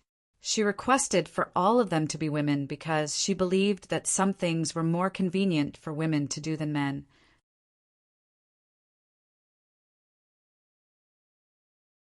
Chapter 740. After obtaining Yang Qindong's approval and support, Sumaner not only received a large amount of funds for her activities, but she was also allowed to enter the refugee camp in Crimson City to find suitable seedlings among the 5 million people who made the deal with the Southern Ming Empire. Under such generous conditions, girls and women were chosen by Sumaner one after another. They became the first batch of important personnel in the CIA and became the cornerstone of the CIA's development. In this incident, many people were also caught in the crossfire because they did not perform their duties properly. There were many people in the military and the local government. However, at the same time, the working environment became more pure. Even the relationship between the military and the political department was eased to a certain extent. Lung Song's name was not in the 5-man team. Although he was the political commissar of the 1st Division, Mo Qingyu, and it looked the same, only he knew that it was because he was the main force in the confrontation between the military and the political department. There was also a period of time when he was very close to Yang Shanja. This was clearly a warning from the 6th young master to him.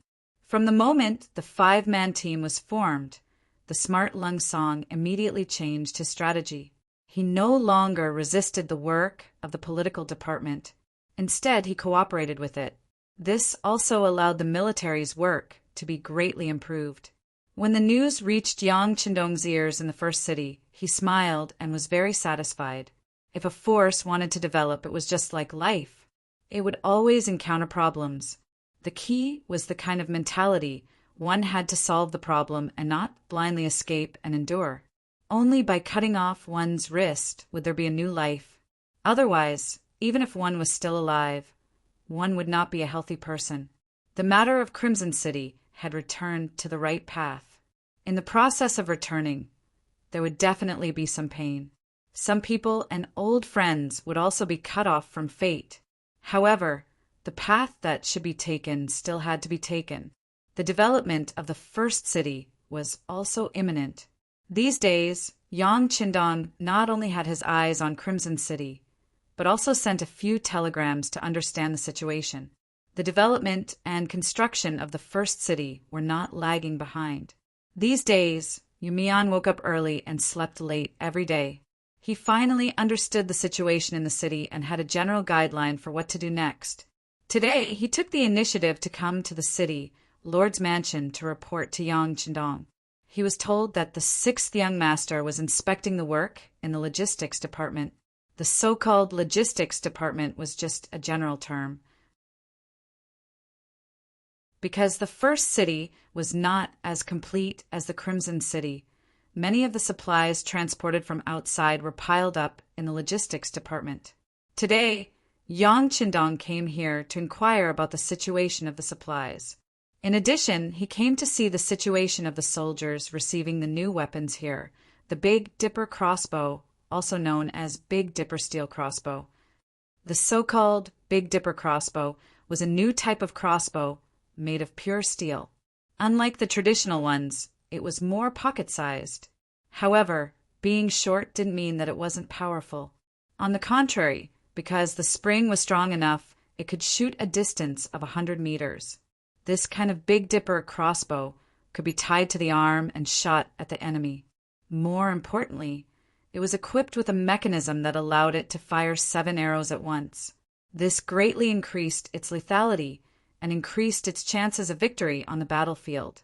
With the current ability of the Crimson City Munitions Factory, it wasn't a problem to create a Type 81 assault rifle.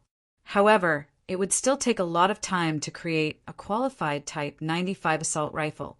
How to save the use of the Type 95 assault rifle and what weapon to use to replace it was the problem that the people of the Crimson City Munitions Factory had to think about and face during this period of time.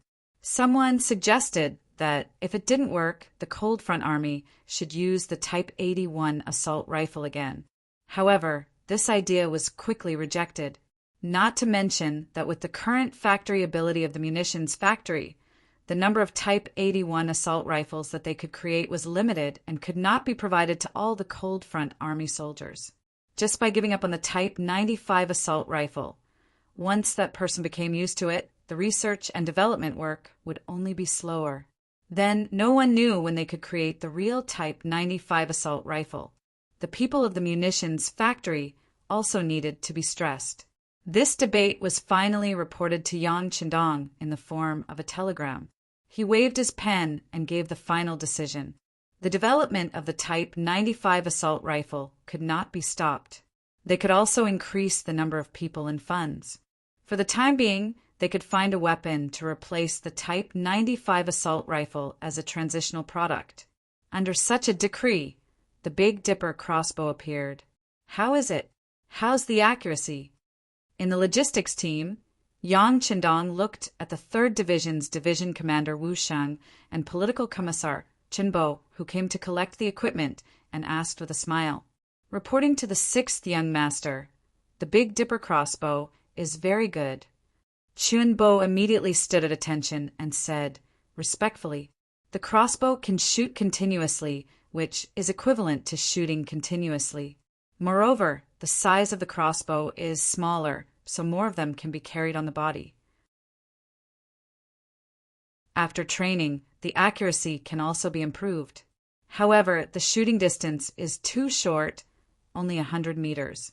The 3rd Division's Division Commander Wu Sheng also gave his evaluation.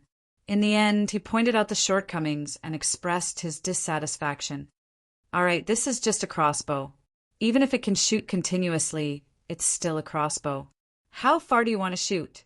Moreover, when the enemy is far away, you can still use the Type 95 assault rifle. Yang Qindong patted Wu Sheng's shoulder and warned others to be content with what they had. Although the Type 95 assault rifle was used for a long time, there would be some wear and tear and damage. However, with the efforts of Wu Hua and the other blacksmiths, as long as the damage wasn't too severe, simple repairs could still be done. If it really didn't work, Yang Qindong could just use the big warehouse. The Type 95 assault rifle was stored in boxes and boxes. If it wasn't for the fact that he wanted to give enough pressure to the Crimson City arsenal, he wouldn't have thought of using a weapon like the Big Dipper crossbow. Of course, Yang Qindong's actions were also a display of confidence. The current Lung Feng's division, 3 Division, even if they didn't have guns, their battle strength was still very strong. This kind of army was what he needed. Normally, they would use cold weapons. Against strong enemies, they would use guns. With this combination, the Lung Feng Division would definitely become the strongest army in the world. Only then would they have the strength to conquer more places and territories. Wu Sheng also knew that his expectations were a little too high, so he chuckled and nodded. Sixth young master, please be at ease. The 3 of us have been diligently training. Even if we use the same weapons as our opponents, we will still be able to win. Yes, that's what I want. Yang Qindong laughed, showing that he was in a good mood. Young master, City Lord Yumian is here. While Yang Qindong was still chatting and commenting on the Big Dipper crossbow with the officers of the 3 divisions, Beta Persei walked to Yang Qindong's side and reported. Okay, I'll go take a look. Motioning for Wu Sheng, Qin Bo, and the others to continue working, Yang Qindong turned around and walked out of the logistics group's gate under the protection of a group of guards. He saw Yumian waiting there. When he saw Yang Qindong, the first thing he said was, "Sixth young master, I want a farm near the first city." Farm? Yang Qindong looked at Yumian in a daze and became interested. Continue. Seeing that Yang Qindong did not object to him immediately, Yumian knew that his idea should be feasible. He immediately said, "Sixth young master, I've already investigated. The reason why the people here are very poor and sometimes even have problems eating is not because they're not hardworking, nor is it because the soil here is not good. Although it's called yellow soil, as long as you plant properly, you can still grow good crops. They don't dare to plant because safety has always been a problem. The Mongols lived by herding. This was a way of life left behind by their ancestors. It was also because it was more flexible. On the grassland, the strong preyed on the weak. The strong would always be able to obtain more resources. Imagine, what kind of strength did an ordinary person have? If he chose to farm, it would be equivalent to imprisoning himself in a certain area. Usually it was fine, but once he encountered an enemy attack and danger came, he could drive the flock of sheep away. However, he could not take the crops planted on the ground with him. That would only benefit the invading enemy. As time passed, no one thought about farming anymore. On this point, Yumian had talked to many people in the city, including many Han people. They did indeed live by farming, and when they first came to the grassland, they were not used to it. However, because there was no safe place, they could only give up on the idea of farming and being self-sufficient. Now, with the appearance of the mercenaries and their strength, they had become some sort of guarantee, allowing some people to see hope again. Thus, they made this request. After Yumian investigated for a while, he also felt that this matter was feasible. Thus, he came to find Yang Qindong and proposed his idea. Yes, it's farming. I've thought about it. Not only can he solve the problem of food for the army on the spot, once the people have land, they will also have a strong sense of belonging. This way, they will be able to gather people's hearts faster and make the first city prosperous and prosperous. Yumian said excitedly, "Yes, this is a good idea.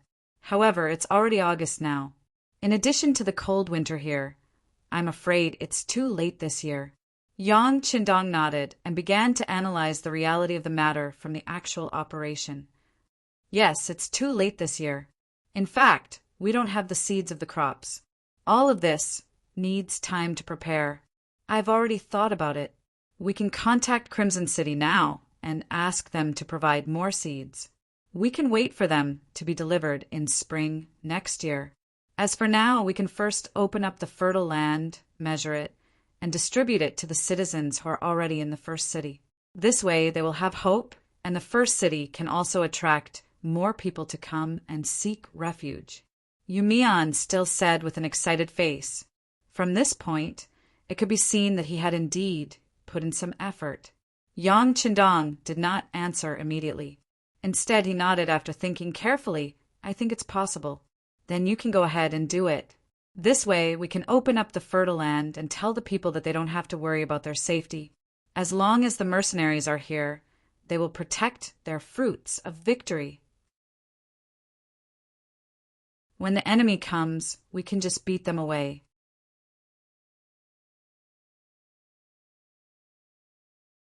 Chapter 741. Yang Qindong suddenly thought of using greenhouses to grow crops. However, since he did not have any fertile land and had not made the necessary preparations, he decided to let Crimson City prepare the greenhouses and greenhouses. Before these things arrived, there was no need to inform Yumian. Yumian did not know what Yang Qindong was thinking, but he was waiting for these words. On the prairie, without sufficient strength, one would not dare to do anything. Now that he had the protection of Yang Qindong and the army, he was overjoyed. Yes, sixth young master, please wait for the good news next year. Yumian left happily, leaving Yang Qindong behind to mutter in his heart, looks like there's a need to use force to intimidate others. If you want others to be afraid of you, then you have to learn how to show your fist and let others know how developed your muscles are and how powerful you are. Just as Yang Qindong was thinking about who to find as his opponent, an opportunity came knocking on his door. That night, the director of the First City Security Bureau, Feng Liang, came to visit. He brought with him news that someone was investigating the situation in the first city and was even trying to instigate a rebellion among the commoners in the city. Coincidentally, the mercenary army had won the battle and defeated the 50,000 cavalry led by Agador, allowing many of the commoners in the city to see hope. Some of the young and strong among them wanted to join the army. While contributing their strength, they also wanted to fight for a future for themselves. However, because there were too many captives from the battlefield and the mercenary army's food and fodder were all supplied from the outside, the number of troops had already reached a limit and could not be increased anymore. Thus, they did not choose to expand the army, and the young and strong people in the city naturally did not have the chance to join the mercenary army. At that time, it just so happened that Feng Liang was dealing with this matter. Due to various considerations, he gathered a few good young seedlings together and established a militia system, allowing them to be responsible for some of the security in the city. It was impossible to give them food, but they could still be given some silver every month. It was precisely this action that caused many people from the Security Bureau to appear in the city. And this time, it was these people who had contributed. They discovered that there were outsiders who had entered the city and were still contacting the commoners. They felt that something was wrong, so they took the initiative to contact them. In the end, they found out that the other party's identity and purpose were actually trying to persuade the commoners to rebel. This was tantamount to breaking the stable life they had painstakingly obtained. How could these secret agents agree? They immediately took the man and sent him to Feng Liang. Who is it, and who does it represent? There was not the slightest bit of nervousness on Yang Qindong's face. He had been looking for someone to show off his muscles, and now that someone had come knocking on his door, he had no reason to be unhappy. The sixth young master. Feng, of course, from the Golden Family, the Mongol, the Golden Horde. The Golden Family? Yang Qindong nodded thoughtfully. After the death of Genghis Khan, only his direct descendants, namely the descendants of Joki, Chagatai, Ogdi, and Talyi, were known as the Golden Family and qualified to inherit the throne of the Khans.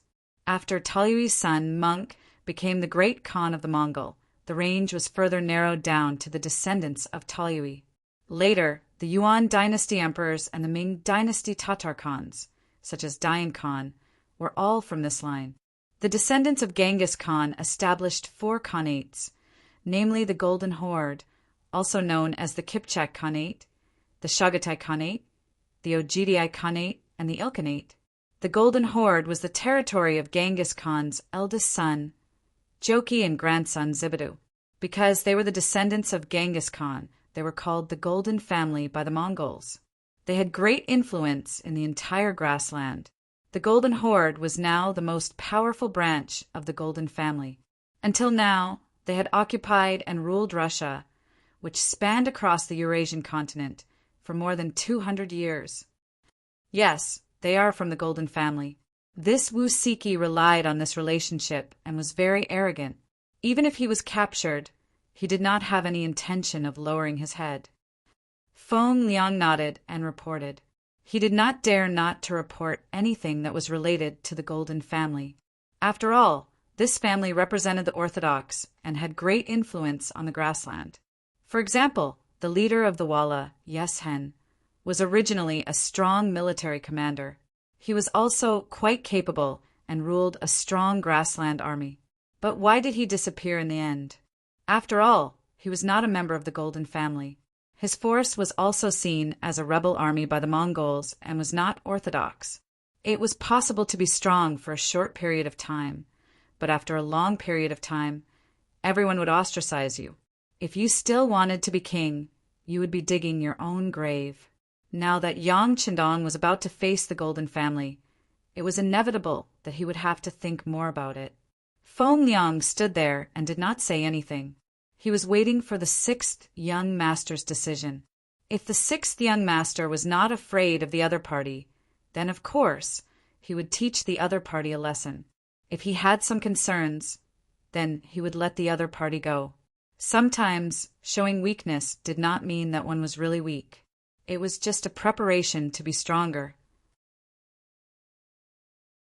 This kind of waiting did not take long. Yang Qindong said, "Interrogate this person carefully. The Golden Horde is thousands of miles away.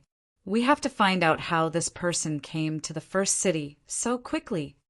Interrogate him carefully. I am afraid he will not speak casually." Feng Liang said with some difficulty, "Haha, if he does not speak, then you will use tricks. Don't say that the Security Bureau has no way to deal with him. In short, find out all the details about him and learn more about the Golden Horde. If the conditions are right, we will choose to take the initiative to attack." Yang Qindong looked at Feng Liang with a faint smile. When he said this, Feng Liang was shocked. He did not expect that the 6th young master was not afraid of the Golden Horde and even wanted to attack the Golden Horde. In this case, he certainly knew what to do. He immediately stood at attention, saluted, and said confidently, "6th young master, please rest assured. I will definitely find out if he wet the bed when he was young." Since Yang Qindong had made up his mind, Feng Liang did not have any worries. When he returned to the Security Bureau's prison, the one who would suffer would be Wu Qixi. Relying on his background of the Golden Horde, Wu Qixi was used to being arrogant. Wherever he went, who would not give him some face? This was also the reason why he dared to go against Feng Liang. This was also the reason why he dared to openly collude with the people in the city to oppose the mercenaries. According to Wu Qixi, with his identity, even if he attracted the attention of the mercenaries, they would not dare to do anything to him. Didn't the Han people say that envoys would not be killed when 2 armies fought? Moreover, he was a member of the Golden Horde. But what he did not expect was that Feng Liang, who was very polite before, suddenly showed his fangs and tested all kinds of torture on him. Wu Qixi, who was used to being arrogant wherever he went, could not endure such pain. Even if his name was translated into Chinese, it meant loyalty.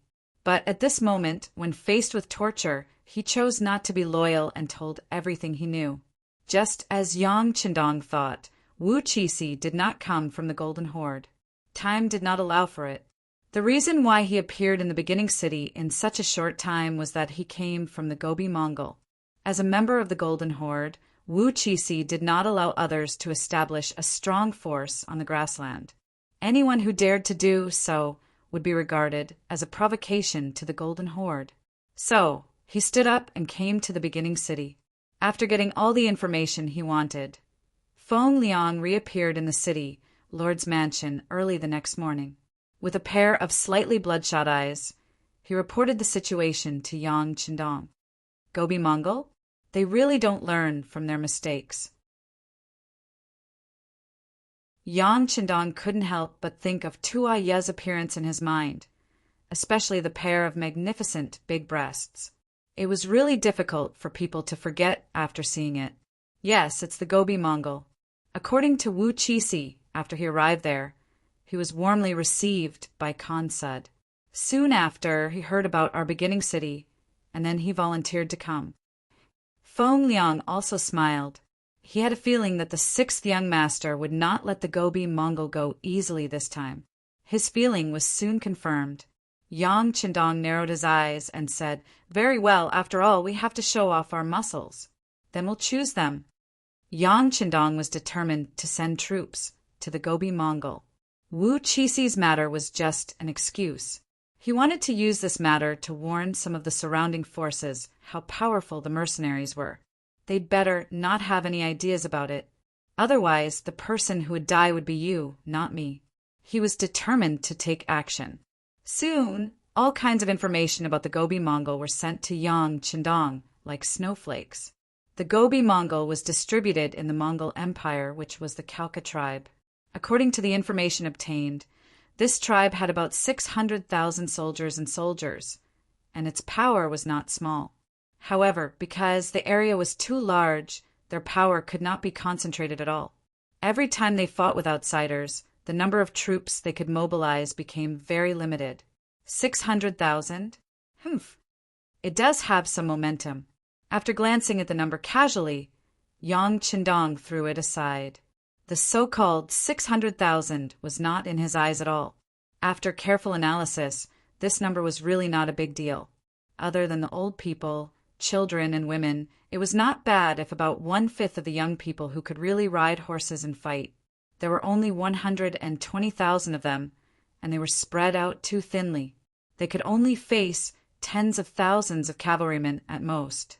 Even Agador's 50,000 cavalrymen had been defeated, so there was no reason for them not to be able to defeat them.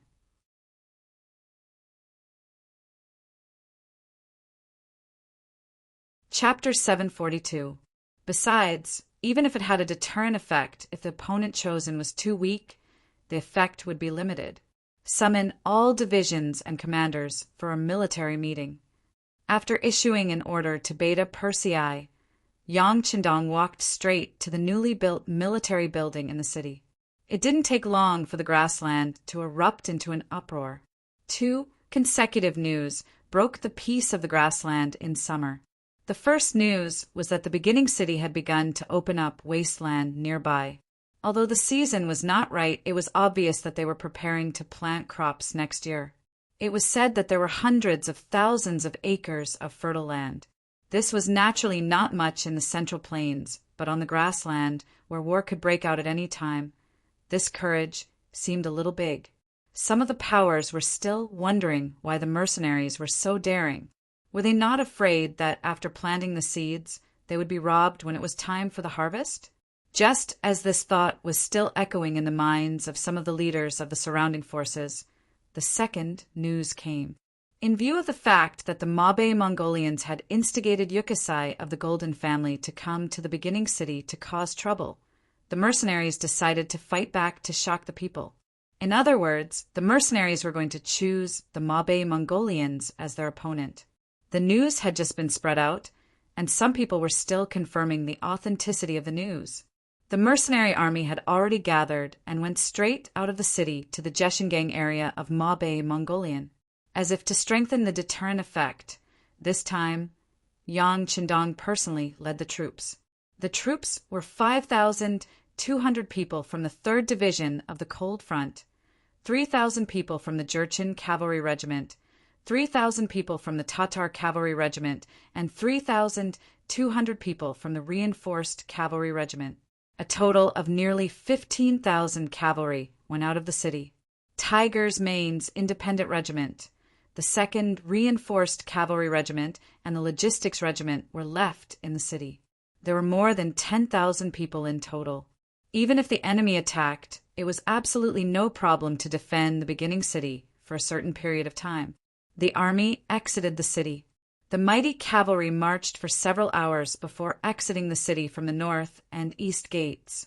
Then they gathered at one place outside the city and headed straight for Jeshengang in a seemingly mighty manner.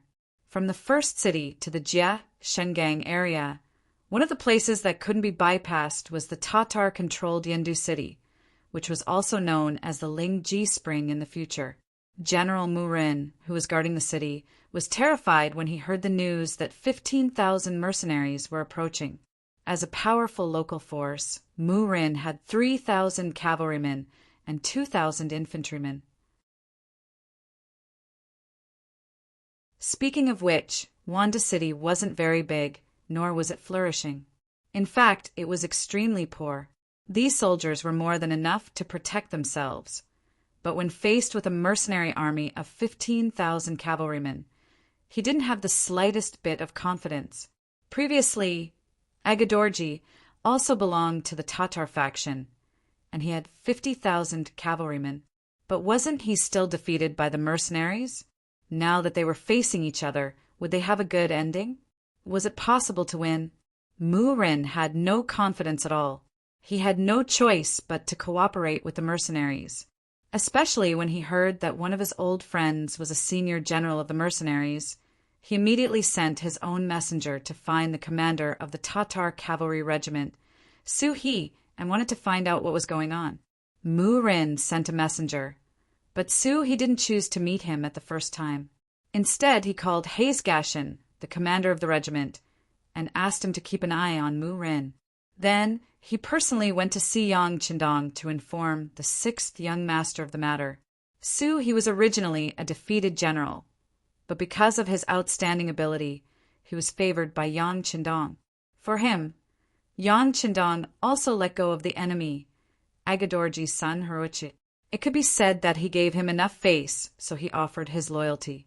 This time, he told Yang Qindong about the matter, which was a way to express his attitude. Knowing that Mu Rin wanted to cooperate with him, Yang Qindong said to Su He with a smile on his face, "You can tell them that we don't intend to do anything to Wandu, but they also have to abide by their duty. Don't think of attacking the first city. Also, about Mabe Mongolia, they have to tell us as much as they know. If they are not sincere enough, then we may kill them together." Yang Qindong had the confidence to say such words. In his opinion, it was not a big deal. With 15,000 elite cavalrymen in his hand, a small city with only 5,000 soldiers was really not a big deal. So he took the order and went to see the messenger sent by Mu Ren. He conveyed the order of the 6th young master, and the messenger left in a daze. What was enough sincerity? Not only he couldn't explain it clearly, but Mu Ren himself also didn't understand it after hearing this answer. Forget it, don't think so much. Immediately send someone to write down all the information we know about Mabe Mongolia and give it all to the mercenaries. Mu Rin couldn't understand the sentence, but what he had to do was to do his best. If this couldn't satisfy the mercenaries, then they could only fight. He could only accept his fate. Hand it all over? Don't we need to keep some? Once the Mongolians of the Gobi Desert are heavily injured by the mercenaries, then our existence will become a real threat. The messenger reminded in a low voice, "If we don't hand it all over, I'm afraid we can't survive this." Mu Rin shook his head as if he had made some kind of decision. Then he looked at the messenger and said, "Okay, go and do it now." They were all Mongolians in the grassland, so Mu Rin did collect a lot of information about Mabe Mongolia. Previously, he just wanted to protect himself. He was worried that the mercenaries would attack him. but he didn't expect that one day the information could be used to please the mercenaries and protect himself. After the news was summarized, the messenger worked hard again and sent it to Commander Su He. Finally, it was placed in front of Yang Qindong. Looking at the pile of information that was more than half a person high, Yang Qindong laughed and said, "Yes, it seems that this Mu Rin is still very sensible." "That's the case," informed the vanguard leader, Yella, "to bypass Mabe City and go straight to Jeshingang." Yang Qindong knew that for so many years in the chaotic grassland, there were many different forces, and he couldn't solve all of them by himself. Since he couldn't do it for the time being, he had to set a benchmark, and that was to solve those hostile forces first. Mabe City was so close to the first city. If he could make them stay, it was equivalent to telling others that as long as they were honest, everyone could live in peace. Wasn't that an example? As for the Mabe Mongolia, they must be solved. Although it was very difficult to achieve the result of eliminating them, and it might not be possible with this little force, but it was necessary to severely injure the opponent. If he didn't do so, it would not be enough to intimidate others and not be able to establish his prestige. This time he brought out cavalry and the logistics team didn't follow him. The soldiers of the army each prepared dry food for 20 days. In other words, unless they could snatch a large amount of the enemy's food, they could only last for about 20 days. If they didn't succeed, they would have to return. This was also a habit of the Mongolian cavalry, or a helplessness due to the constraints of the environment. Without supplies, the logistics couldn't keep up. Who knew how many ambitious people would end up wasting their time on this matter? However, it was also because of this that the distance between each tribe was relatively far, forming a natural safe distance between each other. Just like the information sent by Mu Rin said, the entire Mabe Mongolia existed in the form of scattered tribes, and the farthest distance between their tribes was nearly 2,000 miles. That was to say, no matter how hard Yang Qindong tried, he couldn't run through the entire Mabe Mongolia's territory this time. Even if he couldn't go all the way, he would choose the key place to attack. Looking at the information sent by Mu Rin and comparing it with the map, Yang Qindong focused his attack on the area west of Inma River. Inma River was like a natural moat, established naturally.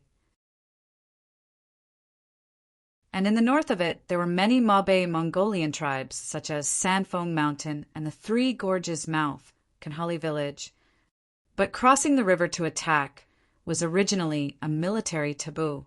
It was equal to cutting off one's own retreat and fighting with the enemy. This wasn't what Yang Qindong wanted to see, and in the current situation, he didn't need to take such a risk. It was better for him to stop there and then continue to exert pressure on the Mabe Mongolian tribes in the area south of Inma River, forcing them to take the initiative to attack him.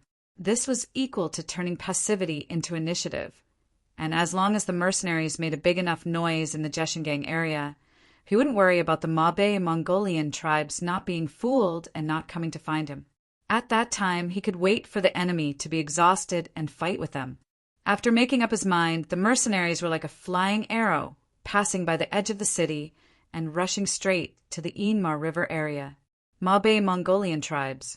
They had already known about the mercenary army's sudden invasion before the army had even arrived at Wanda City.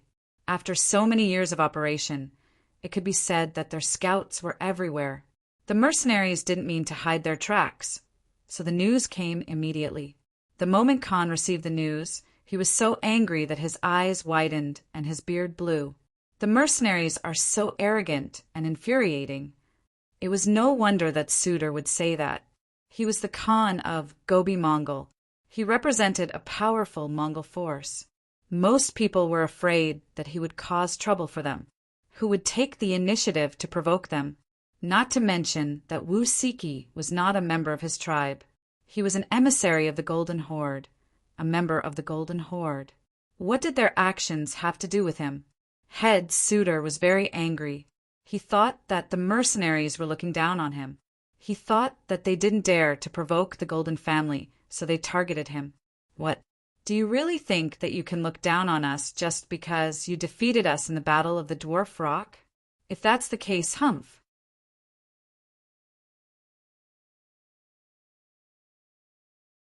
Chapter 743. Su did not immediately say what he was about to snort, but the expressions of his subordinates in the tent all changed. Zamubala, the burly man with the name of White Tiger, stood up and said, "Great Khan, think twice before you act. We're not afraid of the mercenaries, but there's no point in fighting with them since we're the ones who stand out. It'll only benefit others." Yes, Great Khan, this kind of thing that benefits others is not worth it. Another general, Bao Yin, also stood up and expressed his opinion. Both of them felt that it was not worth fighting with the mercenaries. Perhaps there was no benefit in winning, and it would only damage their strength if they lost. However, the mercenaries had defeated Agar Dorji's 50,000 cavalry, which made them feel afraid and did not want to fight. How could Suede not see through the thoughts of these two generals? He, who did not want to fight, took this opportunity to say, "Since the two generals have the same opinion, then let's retreat. Let's retreat to the north of Indma River first." Suede made the decision to retreat, which was a wise move. Speaking of which, the main force of Gobi Mongol was at the north of Indma River. He had already sent another general, Narasong, to gather the cavalry and young people of the tribes. The reason why he moved forward and occupied the Jeshingang area was to control more territory and snatch more rich resources. However, now that the mercenaries had appeared and built the first city, it was equivalent to destroying all of his ideas. Sud Khan's retreat could be considered a wise choice. The dozens of tribes below had no choice but to put down their temporary encampments, leaving behind the beautiful grazing land in front of them and retreating together with the Khan. Not everyone was obedient. In this world, there were always some people who were not afraid of anything. They were optimistic that even if the sky fell, there would be someone tall to hold it up. As for the fact that they were unknown to the public, no one would have any ideas about them. Speaking of which, there were many people like this. They could not make the decision to give up the beautiful water plants in front of them and chose to stay. They were hoping that the mercenaries wouldn't notice them at all and would just brush past them. They should be chasing after the main force of Sud Khan. In the past, it was difficult for Yang Qindong to find them, but since he got the information provided by Murin, he knew the distribution of the Mongolian tribes in the Jishingang area.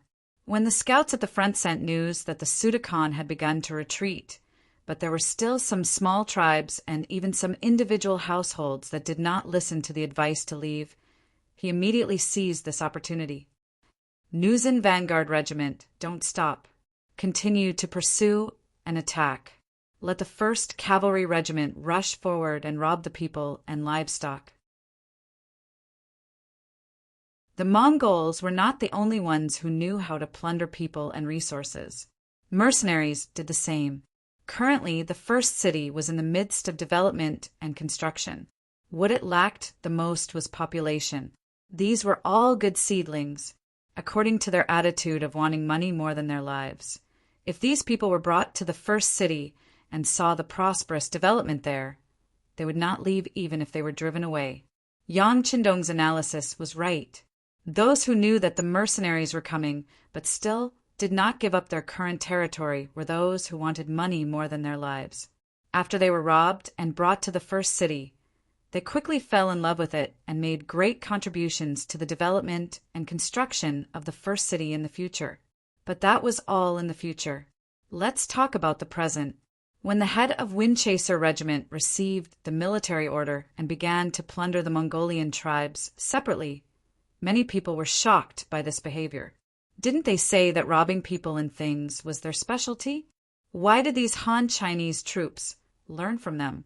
Was it a joke when others said that the great Ming dynasty was rich in resources and had a large population? No matter what these people thought, the 1st Cavalry Regiment of Windchaser Regiment did not show any mercy.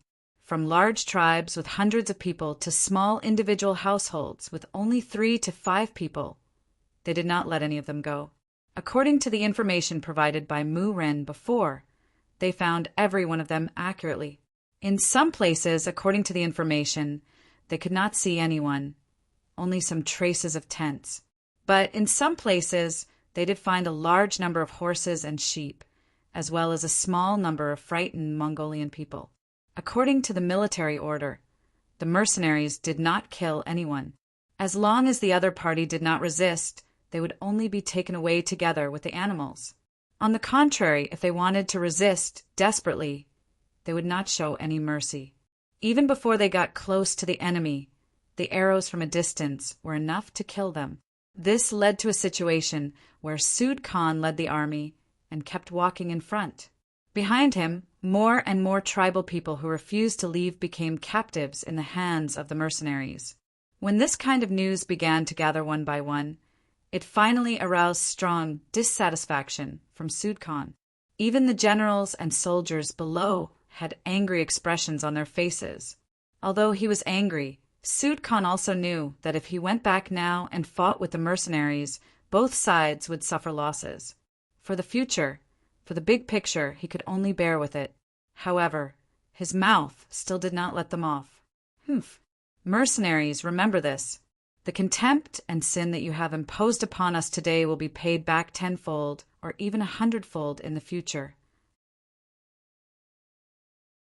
In just 12 days, the 1st Cavalry Regiment of Windchaser Regiment had captured 5,000 Mongolian people, and the number of horses and sheep that they had captured was uncountable. With so many captives and resources suddenly increasing, the speed of the mercenaries was greatly affected, and the army started to slow down. Luckily, they had captured too much, especially some of the Mongolians who resisted. After they died, the horses and sheep became ownerless and could be used by the mercenaries. Kill some of the ownerless fat sheep to replenish the army's food. At the same time, send someone to inform Commander Yella to slow down and wait for our army to meet up. After knowing that Yella's Nuzin Cavalry Regiment was a day's journey away from the main army, Yang Qindong gave this order. Yang Qindong's military sense was really strong. The moment he felt that something was wrong, he immediately corrected it. However, this order was still a little too late. At this time, the Nuzin Cavalry Regiment was already being watched closely by Sud Khan. They had been chased for 12 days, and the Mongol army had even escaped first, so they had more than 12 days to escape. Finally, they came to the side of the river. Once they crossed this river, they would be able to meet up with more Mongol cavalry regiment. By the time they reached this point, Sud Khan's confidence had also become a lot stronger, especially when the scouts at the rear sent news that a 3,000-man cavalry was 50 to 60 li behind them, while the main force of the mercenaries would take a full day to reach them. A smile that hadn't been seen for a long time appeared in Sud Khan's eyes. Ha ha ha! Only 3,000 cavalry, and you dare to chase us so close? Since you don't know life from death, don't blame me for eating you. The enemy's forces were so small, and Sud Khan saw hope. After continuously retreating, the morale of the entire tribe was very low, and they urgently needed a victory to boost their morale. He immediately called his subordinates, Zamubala and Bao'in, and told them his thoughts. Sud Khan looked at them expectantly, waiting for their decision. The two generals did not expect Sud Khan to have the idea of fighting with the mercenaries. However, when they heard that the enemy only had 3,000 cavalry behind them, they became excited. Although the mercenaries were tough bones and were not easy to chew, the result was that both sides would suffer heavy losses. However, the enemy only had 3,000 cavalry, and even if they fought, their losses would be limited. The important thing was that they had been running for so many days and had long been suppressing the anger in their hearts. If they had the chance to vent it out, it would raise the morale of the army and the people. Fight. The two generals hesitated for a moment before making the same decision. You can't fight. While Sud Khan was still excited about the actions of the two generals, another crisp voice came from the entrance of the tent, and then Princess Narain Tuya's figure walked into the tent. Because of her figure, her boundless chest squeezed in before she arrived. Then, Princess Tuya's beautiful figure appeared. She first glared at the two generals, especially Bao'in. This person had previously said that the mercenaries were very powerful, and fighting with them would not be worth the loss. But now he actually advocated for a fight, which made her somewhat disappointed. After looking at the two generals, Tuya's gaze fell on Sud Khan. "Father, you can't fight. The mercenaries are very powerful, and even the Walla's best fighter, Yes Hen, is not their opponent. Previously, there was the news of Agador's 50,000 cavalry being wiped out. If we fight with them, it will be difficult to win. What does a girl know?"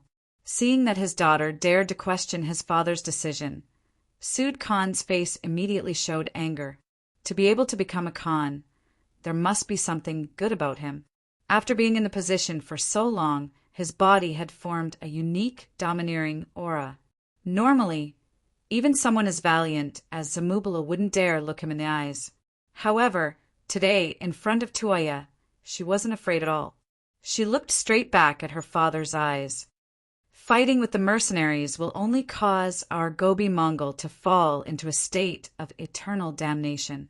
Living in the grasslands since childhood, Tuya was used to seeing people fight to the death with their enemies, and this made her admire heroes even more.